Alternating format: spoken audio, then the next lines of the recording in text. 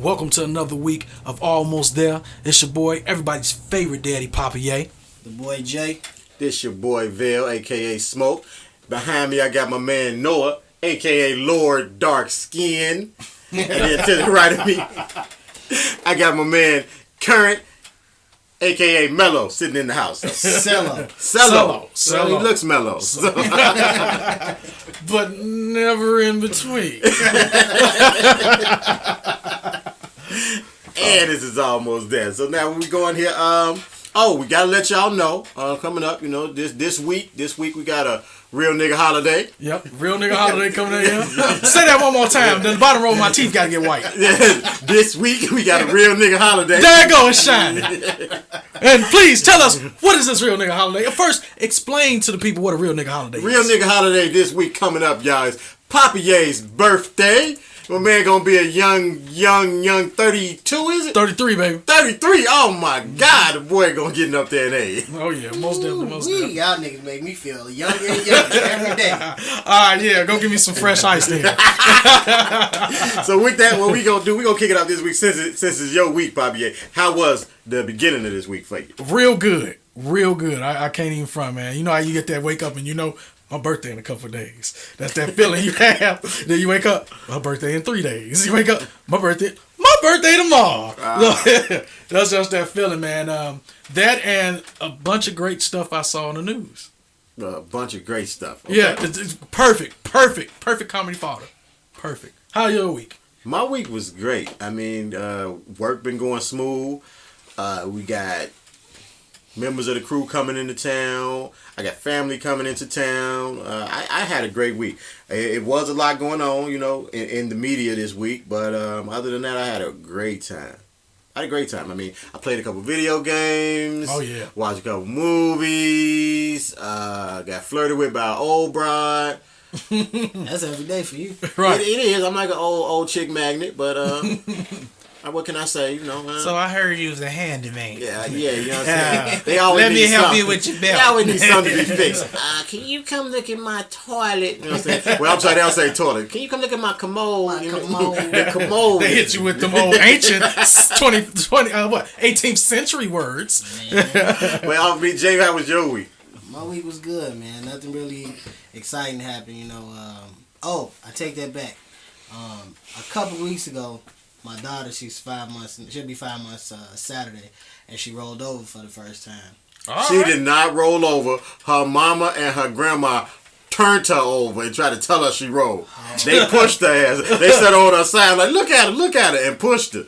Well, she grabbing stuff now, too. Oh, she been grabbing stuff for a while. I was using that as a stepping stone before somebody tried to break my baby down. Hey, man, it's the truth. Damn. We ain't lying to the family. It's the truth. I want my little cousin to be rolling on her own, too. But she didn't. Listen, you supposed to hold her family and all they bullshit. First of all, it's not bullshit. My mama and her mama said she rolled over, so I'm going to take their word. Hell no, we ain't going. Was you in there? Nope. Otherwise, listen. shut the fuck up. If you don't like working, salute this janitorial.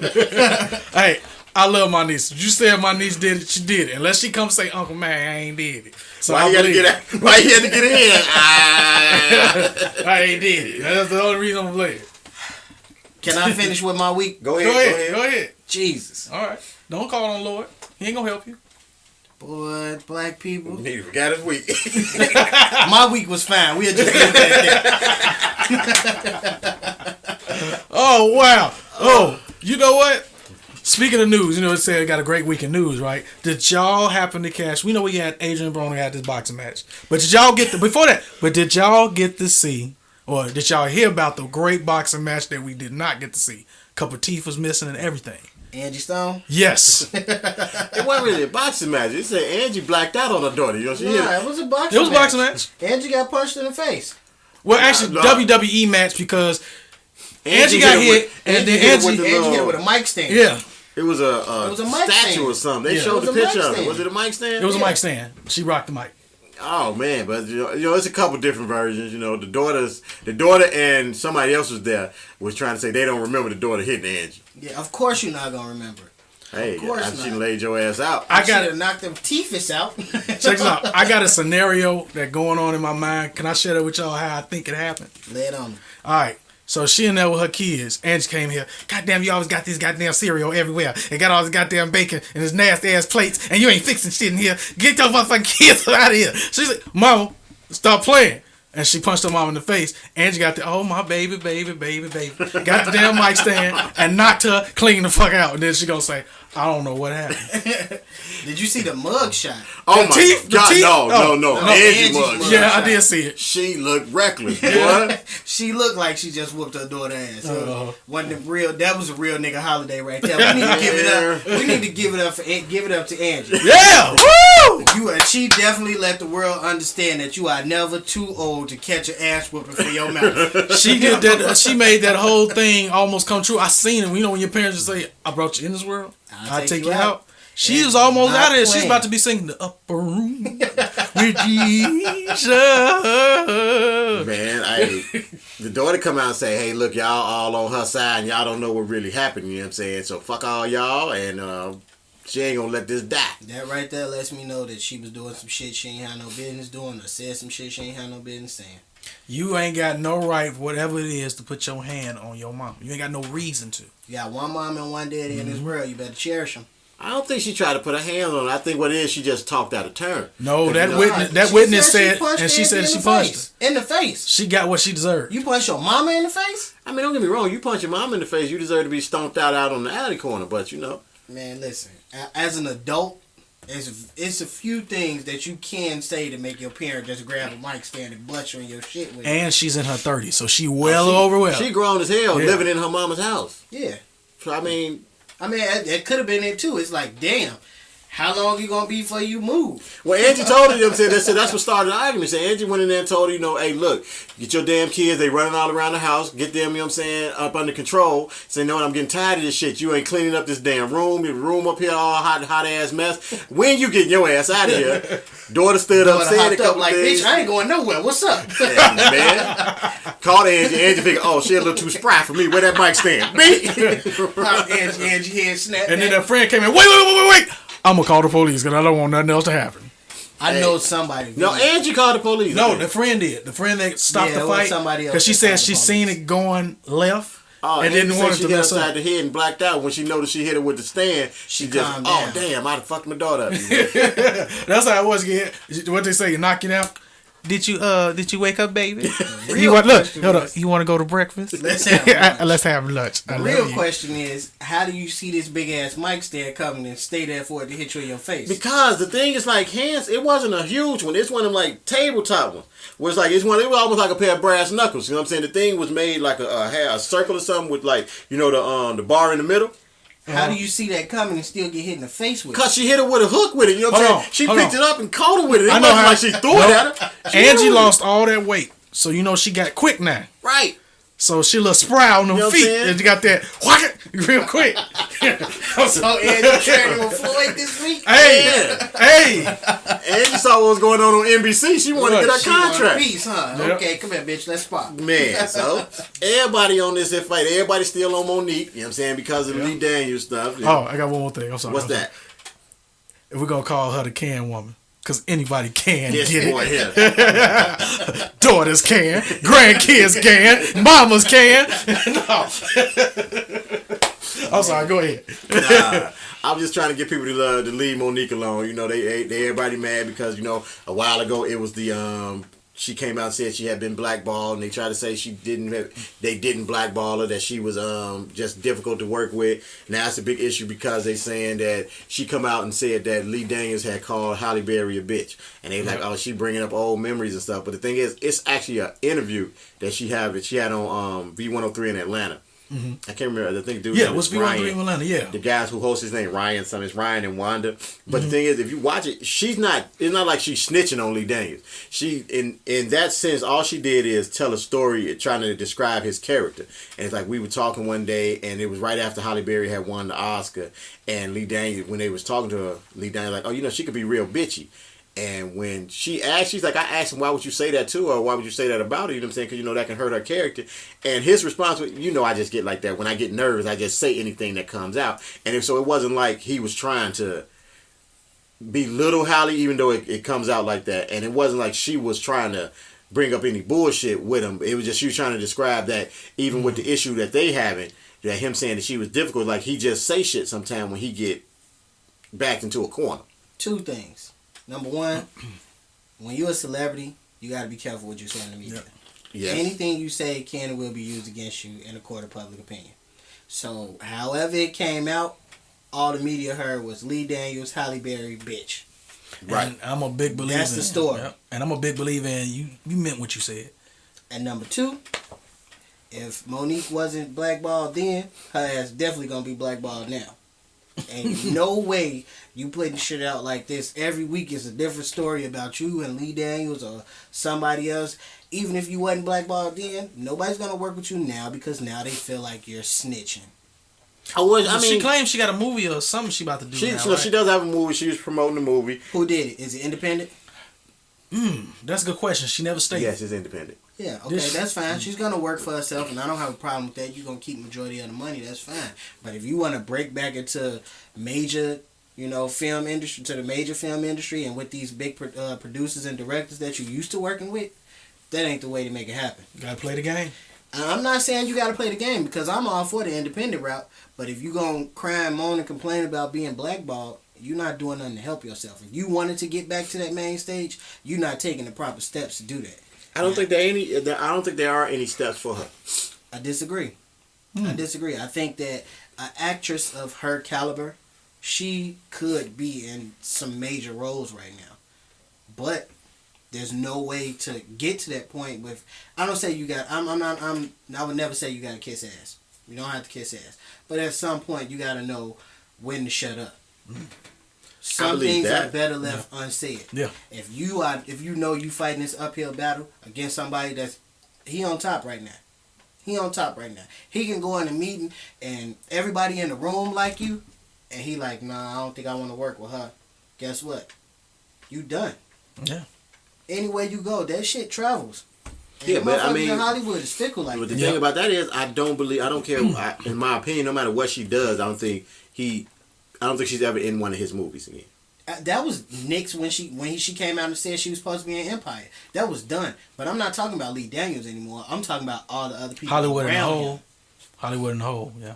Lee Daniels was dead when she said she was supposed to be a Cookie. When that came out, and then it was like, oh, she was blackballed. Then he said, nah, I would have worked with her, but everybody said she was difficult. When she put that out there, that he said that, he stepped away from her because she was difficult. Come on. Why would I work with you? Mm-hmm. Even if I did tell you that, I told you that between me and you. Why would you tell the whole world that? Why would you give him that perception of me? Yeah, I can understand that. I'm in her but corner. See, I think she gave that perception of him because, he homosexual, and we have a he on the winning side right now. Not even just the winning side. We have a perception that homosexual men are more sensitive than we say women are. You know what I'm saying? That they real fickle and they real catty. They hold grudges, and I think people will probably. I think if you put it out there about him with that, people would probably tend to believe more so that it's just him doing this instead of saying it was the entire Hollywood that was kind of blackballing. Like it was just him. There's no way he is stopping her from every movie. Nah. Everybody? I don't think, but see, I don't know if they were talking about any, because only movies that they're talking about that she was being stopped for were movies that he was, like The Butler. Like she was saying she was supposed to be in The Butler, and he was saying that never happened. They offered to her. And the interview that she did on V103 is a video interview. Yeah. She got the script right there. Like, no, he sent me the script. Right, she put the script on TV. From this is the script right from him. It's not like reading him. This is from his studio. Lee Daniel, anything. He sent me the script. So, and now he's coming out saying that. And this is more of a thing between them, I think, right now. Well, I think honestly, if you're a black actor, actress, businessman, businesswoman, right now ain't the best time to do business with Lee Daniels.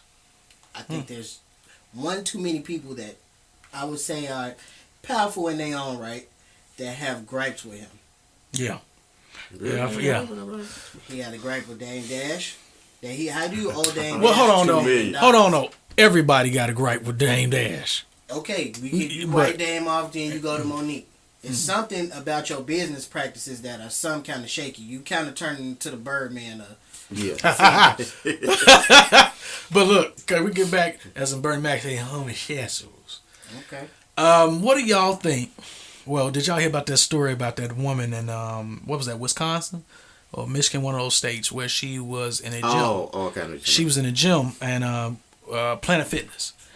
She's in the locker room. She's changing. At the end of the day, a transgender man walks in. Our I'm sorry. family, they can't see the air quotes you're doing. I know, but I just have to do it as I'm talking. So, I'm sorry. Quotation. Transgender man comes in, disrobes, got his dick hanging out, swinging everywhere. She go complain. Hey, it's a man in here. They say, well, he's transgender. She say, but he got his dick in my face. I thought you were supposed to have the surgery. You need to get up out of here because this is a women's what's name. Go use the men's locker room. You're being insensitive. You're being discriminatory. We're gonna take your revoke your license, or not license, but your membership, and you can't work out here anymore. What y'all heard about that? I heard about it. Yeah. I heard about it. What are your thoughts on that? I think our society is screwed up. Yeah. Honestly, I mean that's my opinion about. I don't have a problem with the guy wanting to be a woman. You want to be a woman, like we've talked about this before. I don't have a heaven or hell to send you to. You want to be a woman, fine. But until you are that woman, you have no right to be in the women's locker room. You right. You know what I'm saying? I mean, you still got twigs and berries. You know what I'm saying? If he decided, you know what I'm saying, this day that, oh wow, I like this one over here. You know what I'm saying? Mm-hmm. Ain't no cameras in that room or nothing. He gonna go get it. He can get it. He leave her off in the corner. Then what y'all gonna do? Then who the insensitive one? And but then, y'all, I was reading comments, how those people just commenting. Why does one person gonna say this? And I think it's like the dumbest statement they could say. Well, what if it was a lesbian in there? She likes what you like. No, this is a boy. This is still a man. I don't think. I think the bigger issue is not between the transgender male and the woman in the locker room. The bigger issue is Planet Fitness. Why would you allow that to happen? He's not considered transgender yet because he didn't have the surgery. No. He's just a homosexual male. He just drag queening. So there's no way he should have been allowed to be in the women's locker room. Exactly. If I was her, I would get me a lawyer and I would sue Planet Fitness. It's you've created an unsafe environment for me. Mm-hmm. There's no way I should be disrobed in front of a man, and he has his own locker room. Mm-hmm. If he had the change, he had the surgery, I'm all for it, whatever. But guess what? If he had the change, had the surgery, we wouldn't know. You wouldn't know it. He still walk around with his dick out. Mm-hmm. What make him any different than me Look, walking? and she said it ain't tucked. It's just out. Yeah. What make that any different than me walking in there? No difference. And that's what one other person pointed up there. He said, so basically what you telling me is when I'm in the restaurant, I can just walk into any bathroom I feel like it. I got my dick out. I want. It's too many men in. And look, all the stalls are open, so I'm gonna go walk in here with the women at. I go in the women's bathroom if I have to piss. If I get to a restaurant and the men's bathroom floor is locked, you know what I'm saying, hey, I beat on the way. Ain't nobody in there. Let me go on up in here real quick because I got to go. I'm a little older. My bladder don't hold on too long. When they say I got to go, I got to go.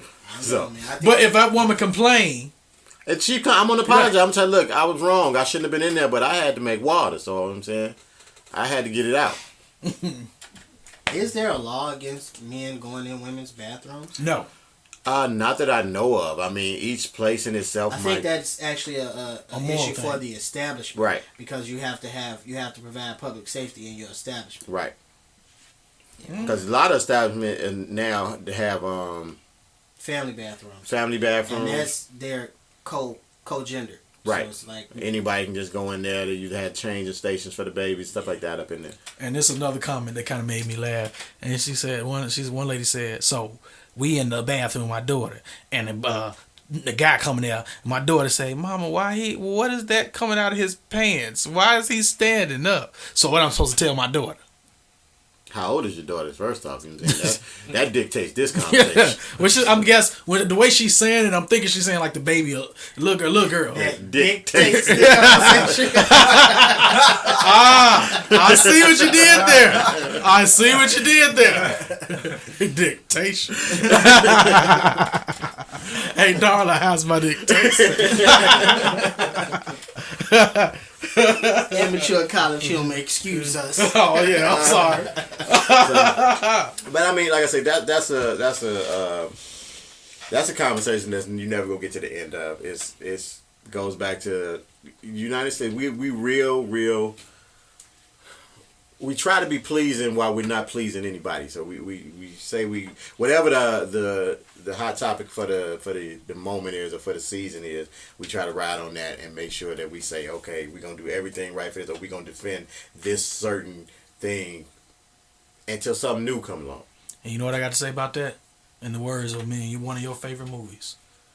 America, fuck yeah!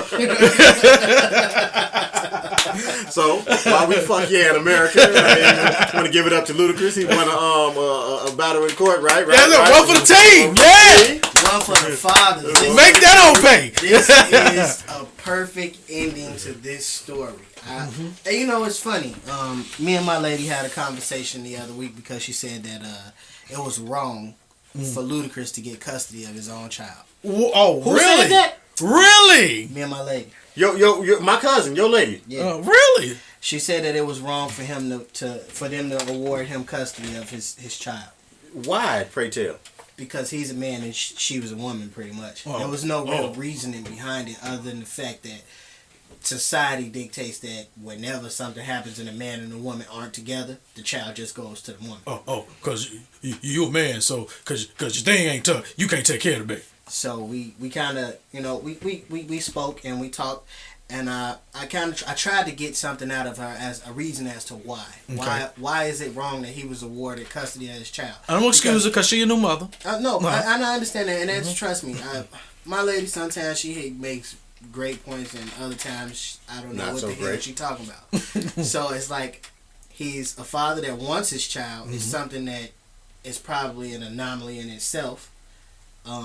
He has a well-paying job, Obviously. a lot more stable than the mother, who I believe, and I don't want to talk down on this lady, and I could be wrong, but I believe she worked at a hotel. I don't know if she cleaned rooms, or I don't know if she was a host or whatever, but she works in a hotel. Well, we know how you got that baby. Yeah, it wasn't a real situation, but This was the break baby, right? right. Okay. So this lady, I think she was only making like $800 a month or something. This is what the court document said. He's well established, has a home and a family for this child. She's only making $800 a month. Didn't he get a child support from her though? 2 stacks. Yeah. How's she gonna afford that? Well, I mean, don't get me wrong. Now, this is it's gonna probably sound real callous. You know what I'm saying? Heinous. You know what I'm saying? And y'all gonna probably condemn me to hell for this, but I really don't give a damn if she can afford it or not, because we get stuck with those payments all the time. Yeah, all the time. But I just want to know how they got to that $2,000 a month and she only make $800. Same way they was hitting Nas over the head for $25,000 a month when he was only making 10. Yeah. Shit. Uncle Sam don't care. Well, actually, you know, the law says you're only supposed to get 20%. 20% of the take-home pay. But you know what though? I found this out that each state is different, Yes, it is. and that's in But Illinois. Illinois has the strictest child support laws out of every state. Yeah. Yes, they do. I don't know anything about that. Hopefully you never do. I don't wish that on you at all. I want yours to be all lily and beautiful and is there every day, because what me and this nigga deal with, child force of bitch. Child support is the devil. Yes. Child support, I mean, you know, I hate to go to conspiracy theories, but child support is the white man's way of keeping us down. Child support don't like black And I people. don't mean just black people, you know what I'm saying? Keeping just us down. So as a fellow child supporter Man, that's some bullshit. to Ludacris's Send me your daughter's lawyer. mother, Yes. how do you feel? Do you feel that she got a fair shake? No, I don't. Do you think that she should even have to pay him child support? Yes.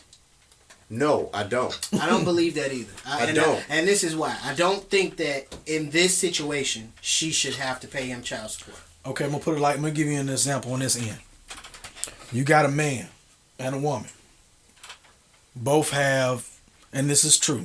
Both are lawyers. Both make well over $100,000 a year. The mother has custody of that child. The father has to pay child support, even though they both have decent homes and everything like that. He can afford to pay that. Yes, he should pay child support for his child. Okay, so this situation is much different. No, she's way below what he's making. Maybe way below. Maybe I'm a little bitter. Maybe I'm sounding bitter when I say this, and it could be wrong. I don't give a fuck. They'll do this shit to us in a heartbeat. I understand. I'm not trying to say that she wrong, but like the IRS on Wesley Snipes, bitch, you an example. But this is my thing. I don't want to seem like I'm taking sides on this. Cause I understand. I am taking sides because I'm happy a man finally was awarded custody of his child and he's actually being compensated for it. But I don't believe that she should have to pay child support in this situation because what is that child going to need that he can't provide her with? Now I will say this too. Now I want y'all to know I was just joking. But if it is that she's only making $800, how they can't take it to where she can't survive. But even they do. They don't care. Yeah. My thing about that is, in the fact of the matter, like I say, I am biased in the situation. So I don't think it's a T in that word. Willie Wilson School. Willie Wilson School. Okay. No, I used the D. He just misheard it. You know what I'm saying? Okay. It sounds like a T. Pause. Yeah, pause. Thanks. What's your name? Shock G. I don't know what no name is. Now, but in my opinion of that is, I just think the child support system itself needs to be. It just needs to be bulldozed and redone. Right, because it's wrong. I'm happy that and it's not for this woman in particular. So what I'm saying is not against her. But I'm happy that somebody from the other side gets to feel this at some point. You know what I'm saying? So, in that sense, it's not going to help change child support laws and things. And it's unfair. It's unfair for her to have to pay anything. You know? And when I say that, it's not because of saying that she's not supposed to take care of her kid. I'm not saying she's not supposed to take care of her, but there's more ways than just money to take care of your kid. So, if he's already substantially set, there is nothing she can give him, you know what I'm saying, that he would need. I mean, when I say him, I mean Ludacris. Monetarily, that he would need to take care. He's not sitting there waiting for that check to come in to go buy his kid some shoes. None of that. So I mean, the check he probably taking that, and hopefully he's taking that, putting it into an account for the kid. This is your money when you get to a certain age or whatever. We're gonna use it to do some other things. Hopefully that's what's happening. But if anything, the child support in this should be making sure that she comes through and talks to the kid, making sure that take him to the park or something like that. But we don't get that. What we get is, I mean, as men, mostly what we get is, oh, you a deadbeat if you ain't sending your kid 75% of your check. Yep. And I mean, but we both can attest that, especially here in Illinois, like you said earlier, we got our state has the strictest child support laws, and it's sometimes like I'm gonna be honest with you guys. I remember I was in between jobs from time to time, and it was hard. If you missed that one payment, they charge interest. Oh yeah. They don't want to hear that you lost your job. They don't care. They don't care. They don't care, and they don't care that your child may be with you 60 or 70, 80% of the time. I'm gonna tell you now. But they don't spare no slack. And what it is in Illinois, they do ass backwards stuff. Like if you late on your payment, okay, we're gonna suspend your driver's license. Yep. Do you know Illinois? I think it's the only state that does that. Yeah. I had my license suspended for child support once because they said I didn't pay. And the thing is, me trying to be, I guess, upstanding or whatever. I'm the type of person is if the mother of my kid call me and say they need money, I'll give it to them there. I don't send it through the courts. But guess what? The courts don't see that. Yep. So now, according to the courts, I'm not paying child support. No. Tell them what they say. Tell them what the word is. If you go to court and tell you that, they're gonna tell you that was a gift. That was a gift. That doesn't count. Now, if I send it straight to the kid, that doesn't count against what they telling me I owe because I chose to give that to them. Which is fine. But now that my license is suspended, I was driving in. I think we were in Indiana. The cop laughed at me. When he pulled me over because I had my license in my pocket, showed him my license, he went and ran it, came back to the car, asked me to step out. You know, I asked him what I do. He said, your license suspended. We get out the car. And when he rented, he said your license suspended. He go in, pull up on the computer. He come back. He said, "You know your license is suspended for child support?" I said, "Well, no, I didn't know." He said, "Where the hell they do that at?" Mm-hmm. I said, "Illinois." He said, "They actually suspended your license for child support?" He said, "Yeah." I said, "That got to be the dumbest thing in the world." I said, "Yeah." He said, so then his question was, "So how you gonna go to work and pay this child support if you can't drive?" Do like Spike Lee say, get on the bus. Get on the bus. See, and don't get me wrong. I'm not defending the fact to say that you shouldn't pay child, because there are some people who you have to go through some type of extreme measure. You know what I'm saying? But I think what our issue with child support is they only hold one parent accountable. Yeah. And 90% of the time, that's the man. They don't hold a woman accountable for making the wrong decision. Mm-hmm. And a lot of times what it is, you get some females, and this is not all females, but you get some females who get pregnant by a guy because they see potential, what they see as they think is potential in him, or where he's going to be or whatever, and in their head they thinking, if I have a baby by this guy, we going to be set, or he's going to do this way. And then when he doesn't, they're upset about it, but nobody makes them accountable for their actions or what part they played in making that baby. Yeah. They don't take both. They should take both incomes into consideration. They don't. When they go in for a child support order, it's like, okay, how much do you make? However much you make, this baby needs this much to survive. So the father, you need to take on that $500 a month that the baby needs to survive. Plus, you need to provide insurance for the baby. You know what I'm saying? And you need to have the baby on these days of the week or whatever it is. And then not one time do they say, well, how much does the mom make? We're going to split what the baby needs between the two of you. So because y'all raising the kid together. You are so right. Maybe it's not punishing her for her wrong choice. Maybe it's punishing you for your wrong choice. I understand that also, but guess what? If both of us made wrong choices, why is only one person punished? How do you know? Who's to say that she made a bad choice? If I made a bad... Who's to say she made a bad choice?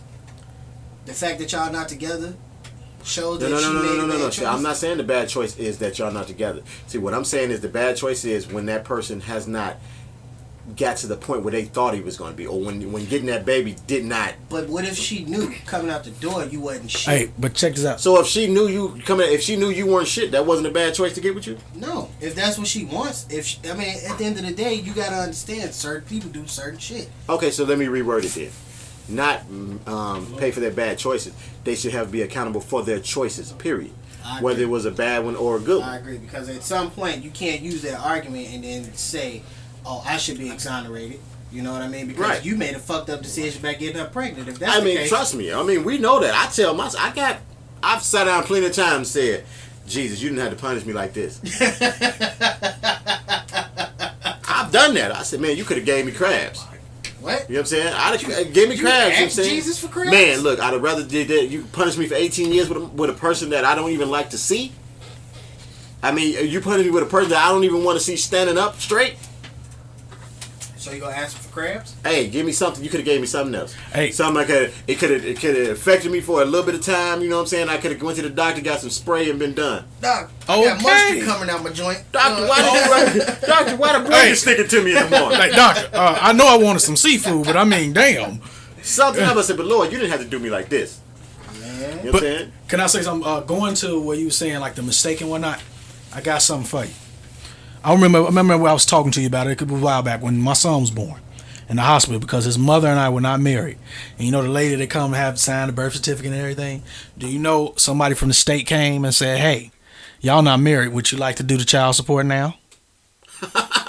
Because you're not married. I said, I live with my child. I live with my child's mother.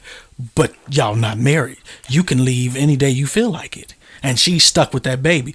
What type of fucked up ass but then when you think about it, like, she got some truth in it. She got the right brother because she ain't got no truth. But first off, no. Just as well as you can leave, she can get up and leave too. But yeah, that's true. That's true. That's true. That's true. That's what's wrong with the world now. That's true. But the first off, she cut out that. Then what made me, I'm not cussed her out. She said, maybe I should come back when y'all feeling better. She said, would you like to have your name on the birth certificate? What the fuck? Was she white? No, she was a sister. She was an old civil rights ass, shuffling along ass sister. Civil rights ass one. Yeah, she was. No, civil rights one would never ask you that. And even chicks like going back to child support. When I first started, remember child support. Okay. And when I first started, Willie Wilson School came out again. When I first started, I remember me and you were talking, And before, I'm thinking, yeah, everything gonna be fine. I was giving her $200 a week for my son. Then one day she got that, something happened where you told me, dude, you need to get money orders or go down and talk to them people. I said, why? We good. I'm taking care of my nigga. You need to go down, get a money order, stop giving that all that money. I said, man, but listen, you need to stop. And that's when we went down and I was like, well, I got receipts. I pay for all this. Oh, I bought my son food, got him his clothes, shoes, everything I'm supposed to do. And if she need money, I got it. Oh, that's a good father, but that's a gift. Like you said, that's a gift. I didn't spend more than half of my check for my child to make sure my child is straight. Damn me, I don't care about me. I'm good as long as my child. Yeah, that's a state. It's not. That's a gift. It's not going through us. So that's a gift. Now what you can do is, and I went down there and I filed them all. I said, this is some bullshit. Just take this out of my check. I see my child all the time, so that's not an issue. But take this out of my check so I ain't got to deal with this. Now, did that hurt you or hurt her? It hurt her in the end. Because they only had to take, she was getting much more when I was giving her $200 a week. Right, so that's $800 a month. When that was all said and done, she was getting $325 a month. Stupid. But it worked out. But it was protecting me though. It was beneficial. Yeah. Most of the time, when you have a father who's doing what he's supposed to do, and he gets put on child support because of a woman who's upset, you know what I'm saying, or jealous about something else, she more than likely hurts herself in the end because at first she's probably getting more money than she does on child support, because child support will just come whatever got to come out of his check, and then that's it. When you have a father who's really taking care of his kid and he's not on child support, most of the time it's whenever you need it, you got it. If he has the money anyway. You know what I'm saying? Most of the time with a guy, if he has the money, you don't have to worry about him taking care of his kid if he's a stand-up guy, because if he has it, his kid has it. Yep. The issue you have is sometimes women, when he does not have it, now it's a problem. You know what I'm saying? So they're upset that he does not have it. And it's like, okay, if he don't got it, what can he do for you? You know what I'm saying? So, and if you're upset because he ain't got it, that's when I go back to saying the bad decision. You made a bad choice. Because if he doesn't have what you thought he was going to have, then you have to live with the consequence that, okay, I picked the wrong person. You know what I'm saying? Because right now, most of the time, having a baby is basically a career move for a lot of females. It's the fact, I'm going to have a baby, file child support, I ain't never got to work again. That's a fucked up way of living. But guess what? It happens, especially if you look into like the athletic world, you know what I'm saying? Or if you look into the music business, a lot of that is just chasing this person because they got money. All I got to do is get a baby bound. All I got to do is get a baby bound. And I'm set. And I'm set. The one girl who had the baby by Paul George, he offered her $1 million to have an abortion, and she turned that down because she knew the money she was going to get over the life of the baby. And don't let that baby go to college. That's 18 you gotta keep up to going. 24 years. Yeah. Child support is to the kid is 18 unless that kid decides to go to college. If that kid decides to go to college, you are still on the hook for child support for another 6 years almost. That's crazy. So we need to just rework the child support system. It's never going to happen. It's never going to happen. And I think we need to add the family court system when you see your child tied in with that too, because you got. They tell you they say it's not together. That has nothing to do with that. Because remember when I had to go? Oh my God! You want to shoot the judge? You in there like, judge, y'all taking all this out, and she won't let me see my kid. Judge did it. Well, yeah, you have to go to a family court. We ain't got nothing to do with that. We just have to make sure you pay that. Remember, I had to go through family court when I said every time I come home, I need to see my child. Every time I need to see my child, whenever I feel like it, because that's my child, and he's a boy. Especially growing up here in Chicago, you got to keep them boys close to you. You got to keep them at your hip. You got to keep them close to you. Remember, I went through that whole struggle. I'm taking off work, missing good money. You know, that government money was good. That good money going off every 2-3 days, paying this, and that, just so we can go to a mediator, not a judge. Right. Remember, not a judge, a mediator. Mm-hmm. We're not talking about a judge, a mediator. Decides that he can't fix the problem, then you go to the judge. And all the mediator gonna do is sit there and call you a deadbeat. They gonna listen and say, The last time I got so mad, I cussed out the mediator and her. That's the only reason I got to see the judge. And I got in that thing where I was about to say the wrong word. I didn't want to make myself sound ignorant. So I got into there and I said, I got that provision. I got it. There you go. I got that provision to where, I want to see keep him from the time in the summer too, on top of my weekends, and every Friday I see my son every week. I got that. So as he gets older, when he gets to a certain age, he gets to say, all right, I'm going to my daddy house whenever I feel like it. Like when you get like 10, 12 and all that stuff like that, it progresses. It go long and long until when he gets about 15, actually about 14 when he graduates 8th grade, he get to say, all right, I want to go here, I want to do this, or I'm just going, mom, I'm here at night, I'm sleeping, but I'm kicking it with daddy, or wherever or if he want to say, yeah, daddy, I don't want to fuck with you, I'm going to go over here with mama. Or just give them that when they get to that age. You know what I'm saying? I had to actually get to stand before the judge to get that written in, because I went to the mediator. Oh, no, I can't have that. All right, bitch. This is what we got to do. Most of them are... The child support system is not in favor of the father. No, it's very biased. And that's it in a nutshell. So, and with that, that's the reason that we clapping that Ludacris got you know what I'm saying, custody, and that the young lady is harmful as it is to her, that she has to pay child support in a situation where she shouldn't really have to pay child support. But the reason that we are applauding this is because of the fact it's been done so many times. And you know the old saying, two wrongs don't make it right, but two rights make it left, you know, but... I was when I first heard it, man, I did the Jerry Springer dance, not Jerry Springer, the Maury dance. I did the Maury dance. Well, hey. I mean, it's like I say, it's a win for us. It's a win for us as men, but it's still a loss for us as a society. Yep. On the way the child support system is set up, and we need to have it retooled or reworked. I mean, and I don't even know how to go about doing it or how to start it. Maybe we need to start a class action suit against. Talk to Jeffrey Levin. Jeffrey, he be on TV, Father's Rights. He be Jeffrey on some bullshit, man. Did he help that star, that basketball player? Jeffrey ain't trying to help nobody. He helped Antoine Walker, one of them out, didn't he? Man, look, wasn't no helping Antoine Walker, man. That cat had 800 kids, man. Look, some people don't deserve no help. Now, don't get me wrong. Now, if you out here and you just study dropping seeds and everybody on their block, you know, what is it, Johnny Appleseed? At some point, you got to, you know what I'm saying? You have to be accountable for your own actions. Yeah, you do.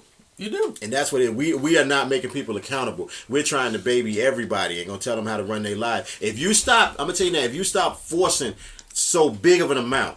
If you can't afford the baby, then don't have the baby.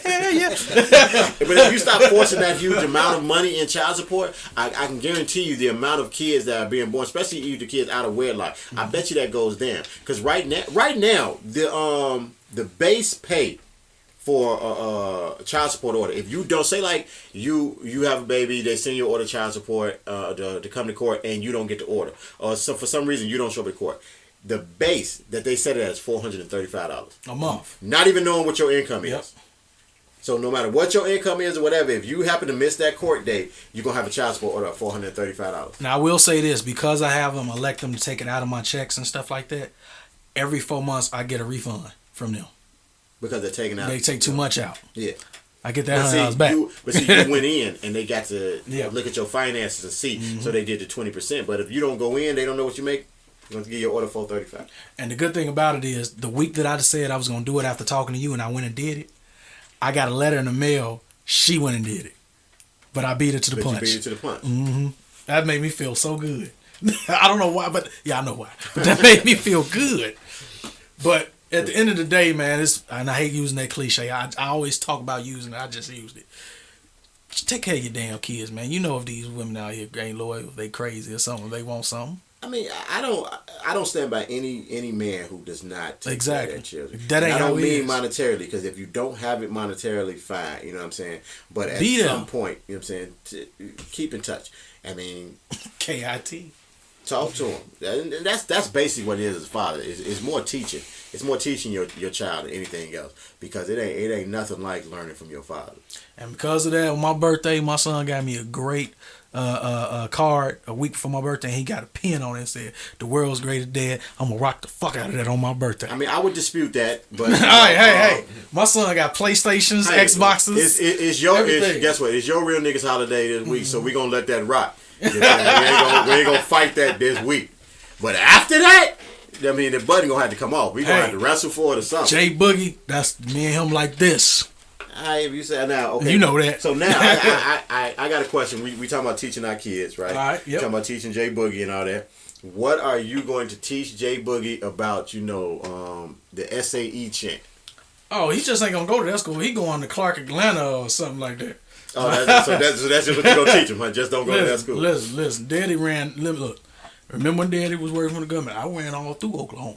It's nice to look at. But don't go there. For the listeners that don't know what the SAE chant was. Yeah, please educate them. SAE is Sigma Alpha Epsilon, the one of Oklahoma, the chapter in Oklahoma. You know. Oh, wrong one.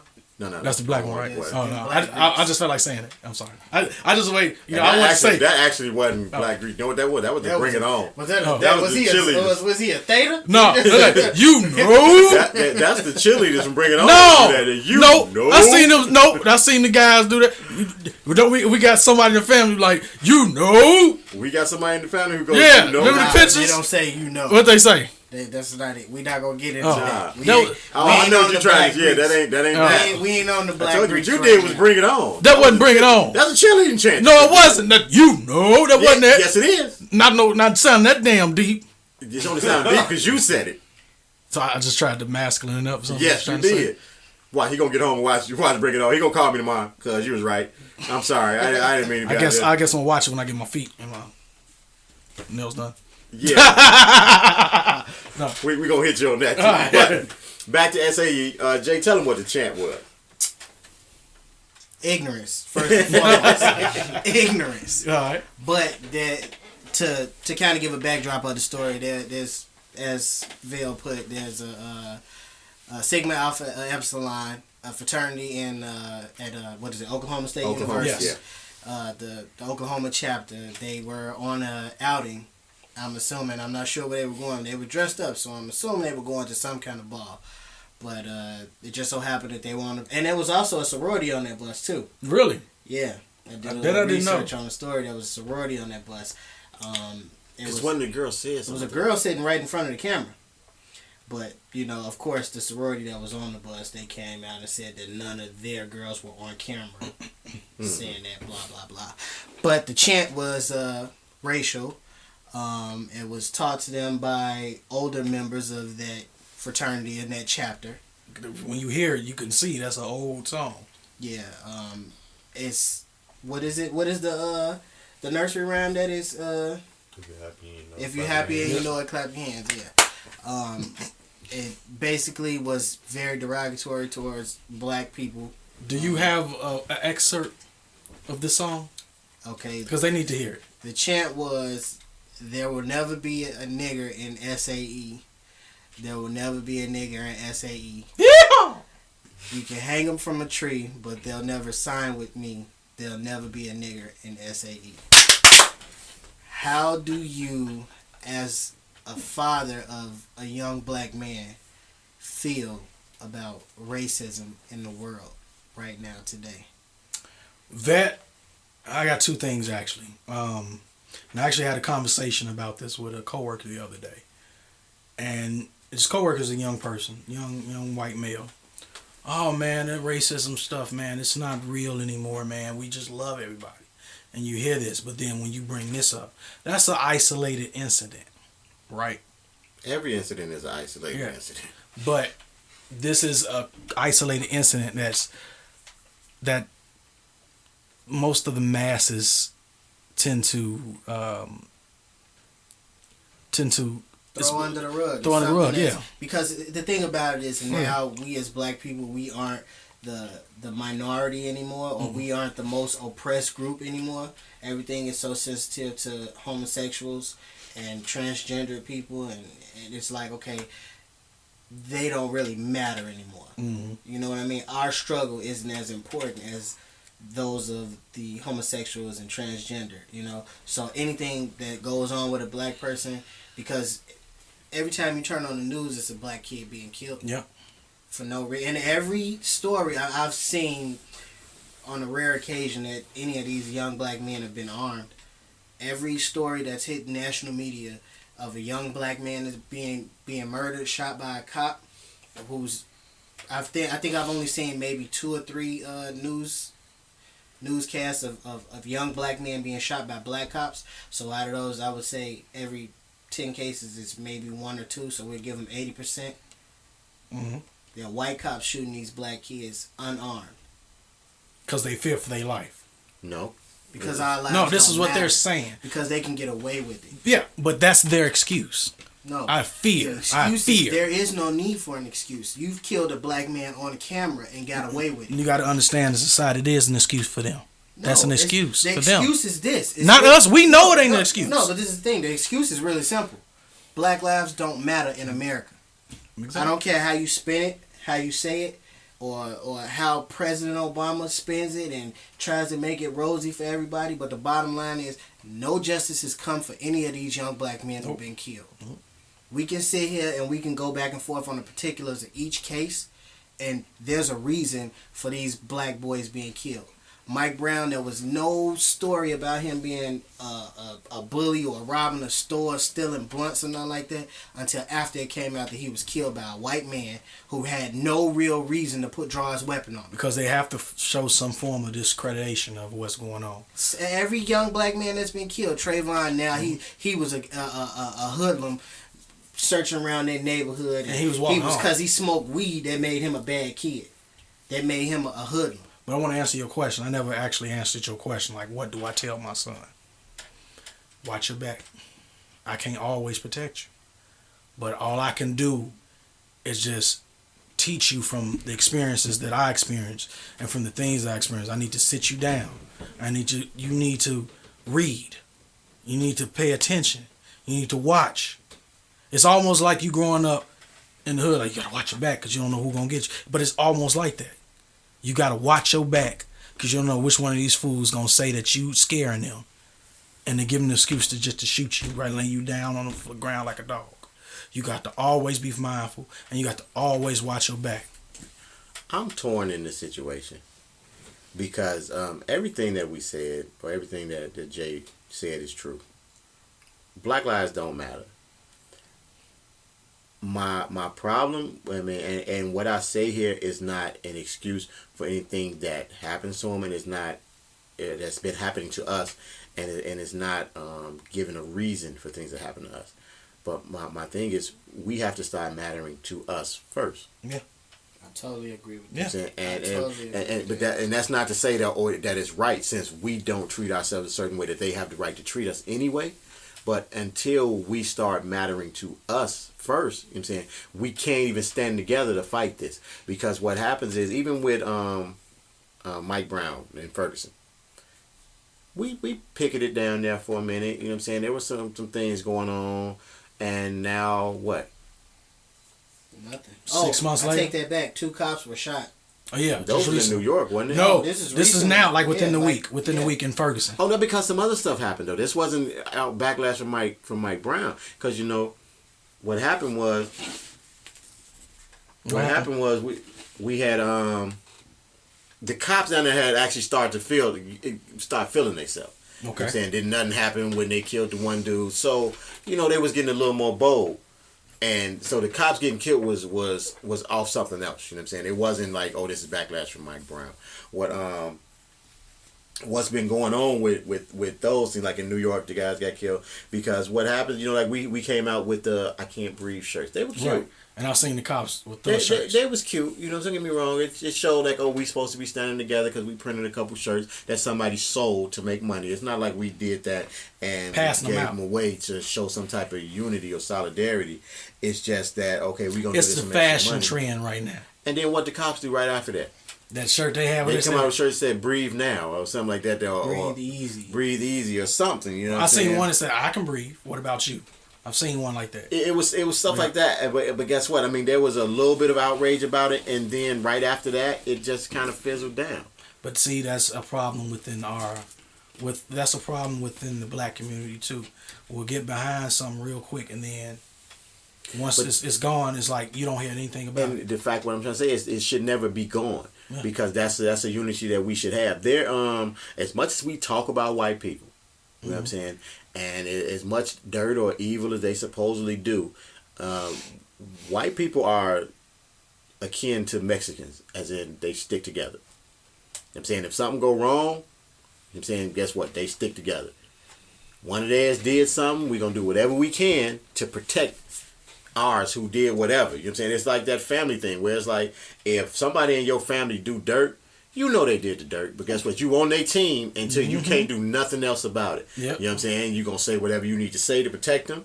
You know what I'm saying? If you got to hide them out in the backyard, you know what I'm saying, where everybody go, you're going to do that. And that's what they do with their own. What we do is push ours out to the forefront because like we're afraid of any backlash from the rest of us. Don't you bring that mess in this house. Don't you bring that mess over here, you know what I'm saying? Somewhere. He did it. And don't get me wrong, and that's not me saying that, if we out there just shooting people, we supposed to, you know what I'm saying, we supposed to hold you up in that. Right. We're not supposed to be saying, like you did a good thing. But at some point, we got to support each other. Well, I kind of want to elaborate on, go back a little bit and elaborate on the "we have to matter to us" blurb you spit, because I honestly feel like, yeah, we take more of our lives than white people or white cops or any other nationality are taking. Black lives are being taken more by black people. Mm-hmm. The difference between that and us being slain by cops and other nationalities or what have you is the fact that the media exposure is so much broader when it happens from a white man to a black man. Mm-hmm. Black men killing black men is not newsworthy anymore because it happens every day. So that at this point, it's almost come to the point where as black people, we've come to accept it. When you turn on the news and you see a black kid shot, you're like, oh damn, another kid got shot today. Desensitized. You know what I mean? It's almost like you're immune to it now. It's like it's every day but now when it's something that it's out of the norm and it's a big media storm now. Okay, so we turn on the news and Mike Brown shot dead in the middle of the street by a white man. It's newsworthy. That don't happen every day. Then when you start to bring exposure to it, guess what? Every time you turn on the news now, you're seeing a white cop killing a black kid, unarmed black kid. That's the thing. White cop killing the armed black kid, we let that roll because guess what? You pointed your gun at the cop, it was 50-50, you lost. Nobody's going to feel bad for you because you made a dumb decision. Killing an unarmed kid, regardless of what he did, as a police officer, you're trained. Mm-hmm. Unless he's really has you in a life or death situation where you being choked out or, you know what I mean, whatever the case may be, which I don't want to say I highly doubt happening, but in rare cases, I highly doubt it happening. We 20 feet from each other. I don't see it happening when you're going to come across that UFC fight on the street as a cop. You've been trained to take down a person without lethal force. You should be able to use all those resources before you resort to pulling your handgun. I believe that, but the thing what we got to realize is that we've already been taught and we've accepted that we don't matter. That's the issue, that we've accepted it. Yeah, we've accepted it. So then when something like that happens, what we do? We cry, we moan. I'm saying we get a couple signs. Get on TV. We go down there. We go downtown in a state that this didn't even happen in, and we stand in front of the courthouse and we have a rally. And we sing "We Shall Overcome." We do a bunch of little BS, you know what I'm saying? But guess what? After we do all that, we feel good about ourselves, and then we go back home and we go back to demeaning each other. We go back to not patronizing our own businesses. I mean, we go back to just basically giving our life back to the same people who actually hate us. There was an article in it was on a Facebook page from, I want to say Bowley. Give me 1 second. I'm gonna bring it up for you. Bowley. It's I think it's in Baltimore. Okay. I can tell you that it's in Baltimore, and I can bring it up for you in 1 sec. What happened was this community in Baltimore. I want to get the name of it right. That's why I'm holding off for y'all for 1 minute. The name of it's Bowley's Quarters. And what happened? This happened about a week ago, I think it was. I read through the whole comments. 3 black kids was in the neighborhood. Mm-hmm. Walked through the neighborhood. A lady or a woman saw the kids, and they have Neighborhood Watch now is online, so they got a Facebook page for this neighborhood, for this community. So she hit the Facebook page, say, "Hey, anybody noticed the 3 black kids walking through the neighborhood? What's going on?" Oh wow! So all she said. Now don't get me wrong. I mean, once you kind of get in deep to it. She wasn't wrong for saying that she didn't notice the people that she didn't notice that. But did she have to say black kids? Well, okay. The little background from when you go through the comments is maybe a week or so earlier that somebody tried to snatch a kid out of her yard, and it happened to be a black guy. It happened to be a black guy. So the thing is, okay, if she noticed somebody new to the neighborhood, so to put everybody on guard, I don't have a problem with that. You know what I'm saying? Hey, and then that's the description. Hey, it's 3 black kids. One of them got on a red hat. Anybody know what's going on with them? Just putting it out there. My issue is not that. The issue is the comments that came after that, because we've been so trained that we don't matter. The first comment is from a school teacher, white guy. He said, "Hey, just go out there and shoot him. I got my pistols." Another cat was, "Yeah, okay, look, let's go hunting." Okay. Most of the comments were, "Okay, yeah, I keep my pistol ready for them already anyway." I mean, these are the comments that are on their Facebook page. You know what I'm saying?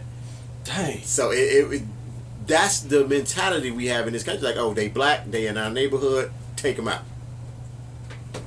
But we've accepted that. And then what we will do is, instead of us saying, okay, you know what, this group of people does not like us. You know what I'm saying? And that's not everybody on the whole, because everybody got their white friend, their Mexican friend, every white person got their black friend. But on a whole, my best friend is white.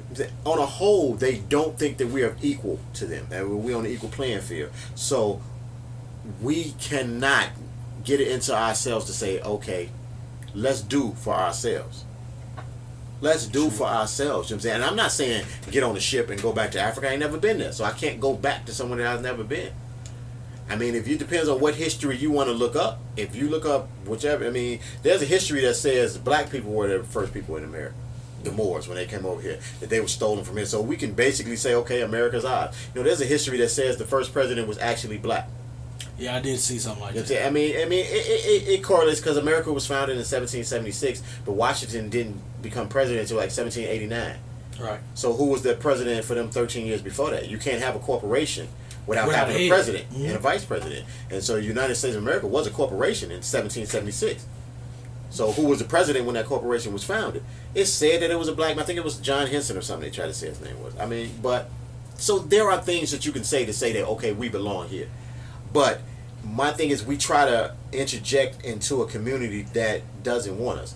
And then what's happening that also to me, because racism now is more than just white against black or brown against yellow or whatever. Racism is inside. It is. And I think right now the racism that we have a lot of is black woman against black man. Yeah. You have a lot of, I read a lot of posts now. There's I don't want to put her name out and you know what I'm saying, but I have a friend on my Facebook page, and she poses a lot of questions every day. Questions from friends, like a statement of the day. But the comments when you I wonder if we go the same person. We friends with the same person. We might be. I'll show you. Right. But the comments that you get, because I like to read other people's comments on that. You can tell the most, and this might be offensive. I'm an offensive person, but go say words, son. Say words, son. Say words, son. The most idiotic person to me in this day and age is a educated black woman. Sometimes that could because, but the thing is because, and I don't mean idiotic as in, you know what I'm saying, they have no smart. Because you got to explain this. I say idiotic because in the way that they speak to people. I mean, and the mindset that they have about things. Because now most educated black women have that thought now, where it's okay, I'm educated, I've got me a good job, and they like to let you know that you're beneath them. And I only get that from reading comments on certain pages. When you say beneath them, what do you mean? Like beneath them, like you're not on their level. I mean, if I can go back to show you some of the comments, like about video games. You know what I'm saying? Like, you know, like you say a video game. I don't want to get off the topic of the racism, but just for an example. Just to make your point. An example. Say like my man here, my man Papier. Papier is a successful person in his field, but he's a video game head, right? He likes to play video games. That's his relief. I've seen comments where it's like the comment was about, hey, what do you think about men who play video games? I would never get with a guy who play video games. That's childish. He shouldn't do such and such, such and such. I work all day. I've done this here. And he want to play video games. It's like, but that comment is idiotic in the fact of the matter is you didn't take into account any other thing that this man has going on in his life. It's just the fact that he likes to play video games. So you use that as the reason to say he's not worthy of you or things like that, you know. Okay. They're real critical of things. There's no give and take. I don't want to just narrow it down to just educated black women, because educated black men I like that too, or educated people period I like that. That goes into that saying, okay, I got this piece of paper, so I'm better than you regardless. That's how life. That's what tells But you know what? That's how we train our kids. And we can save this for another subject because that piece of paper talk, we can definitely do a whole show on that. But to get back to the racism, the meat and potatoes of this show, I honestly feel as though at some point we all have to come together and understand that it's only one race on this planet, and that's the human race. Whether you black, white, yellow, I'm being serious though. You know, whether you black, white, yellow, whatever, brown, whatever your case may be, at the end of the day, we all bleed red. You know what I mean? We all breathe air. We all need food, water, and shelter to survive. Well, I was told because of Star Wars, I actually bleed. I'm being serious. You trying to joke? Oh, sorry. We're saying the joke and matter, nigga. This is real. I know. We are dying out here, man. Yeah, we are. We are dying. This is like we are being slaughtered in the streets by ourselves and by other people. You know what I mean? And at some point, we have to take a stand. You know actually, what I mean? You're right, but then it's like, and everybody asks this question: How? How do we start? What do we do? We can start by. I'm sorry. See, the thing is, I went to my friend's page because I was going to show, propagate one of the things here, and the question that I'm seeing on here, it says, every black. It says, so is every black person supposed to be your sister or brother? I notice people referring to every black person as their sister or brother, but I have realized that just because we have the skin color doesn't mean that we have the same thought process. So how could we possibly be my brother or sister when your mentality is extremely different than mine? Is this another facade of the black community? It makes no sense. Yeah, that just... It makes so all brothers and sisters think alike. That's I think one of the issues that we have as a community, that we believe that if you don't agree with everything that I'm saying, then we have to be at odds with each other. And that's not the truth of it. I mean, the thing is, different minds is what makes the community kind of grow and prosper. You got a group of people that all think the same. I can show you a group of people that are on the fast track to nowhere. They ain't going nowhere. No, there's no progression. It's no progression. We all have the same mindset, so we all look at the thing at something the same way. There's only one way to do this in our mind. So we all Stepford wives. So we could all be doing the same thing the worst fucking way, period. And you got another group of people doing the same thing we doing, and their progress, doing it at a much more efficient rate than we are. But because we all think the same, and we think this dumbass remedial way that we doing shit is right, we not gonna progress. That was great. That shit right there, that I can see what you're talking about. Yeah. But I want to say, like, how many other women on there are educated but don't feel the same way she feels? How many women on there are educated, and how many black women on there are educated and feel the same way that you do? Mm-hmm. Because I don't believe that every black educated woman is like her. I can honestly say that. Like, I live with one, and they ain't like that. I don't think that so I can agree. Black educated woman like that, but I think the ones who usually have the voice in the community, or like the ones who take the time to kind of post or put their voice out there. Okay. There we go. So we all got a voice. And it's like, you know, but see, that's like the television, you know what I'm saying, or the rapper, you know what I'm saying? That's what most of our kids get to see. Mm-hmm. So that's what kind of shapes them. Unless you're doing some of that in your house also. You know what I'm saying? Right. I mean, we talked about that once, that you need to teach your kids in the house. Yep. But for like the ones who aren't being taught at the house, that's what they get to see. So they get to see that neck roll, and it reinforces a stereotype. That's the strong sister who rolls her neck, you know what I'm saying, and snaps her fingers and tell you that you ain't gonna play with her, and you know what I'm saying, and she a real woman, and she has to let you know that she's a real woman. Things of that nature. I think that goes both ways though, because as much as we can say a real woman, our young black men, the reason why we out here killing each other is because they feel like they got to be a real nigga. You know, I was just gonna say that. But the thing is, and that's what they feel like they have to be. They don't say they have to be a real man. They got to be a real nigga. They use the term, you know what I'm saying, I'm a real nigga. You know what I'm saying, I'm a real nigga. You know, okay, now this is along the racial spectrum. Yeah, it fits in the spectrum of what we're talking about. A real nigga don't mean you out here killing people. In all actuality, a real nigga means that you really ignorant. You know what I look at as a real nigga? Slave. I don't. That's what a real nigga is to me from my education. No. A real nigga is a slave. No, it's not. Nigga means ignorant person. No, I know what I know what the actual Webster So dictionary I what it says. so I would not put that on a slave, because guess what? I mean, a slave is not actually ignorant. You know what I'm saying? A slave did what they had to do to survive. I think at some point, But I'm not gonna call them ignorant, because ignorant is when you don't know. yeah, I mean, at some point we all, if Ignorance we're when gonna you go don't by the know. definition, Webster's definition, at some point to some situations, we're all niggas. I mean, we don't know everything. So at some point, you're going to be ignorant to certain facts. And ignorant is not. It's not. I hate when people. I had to do this with my class.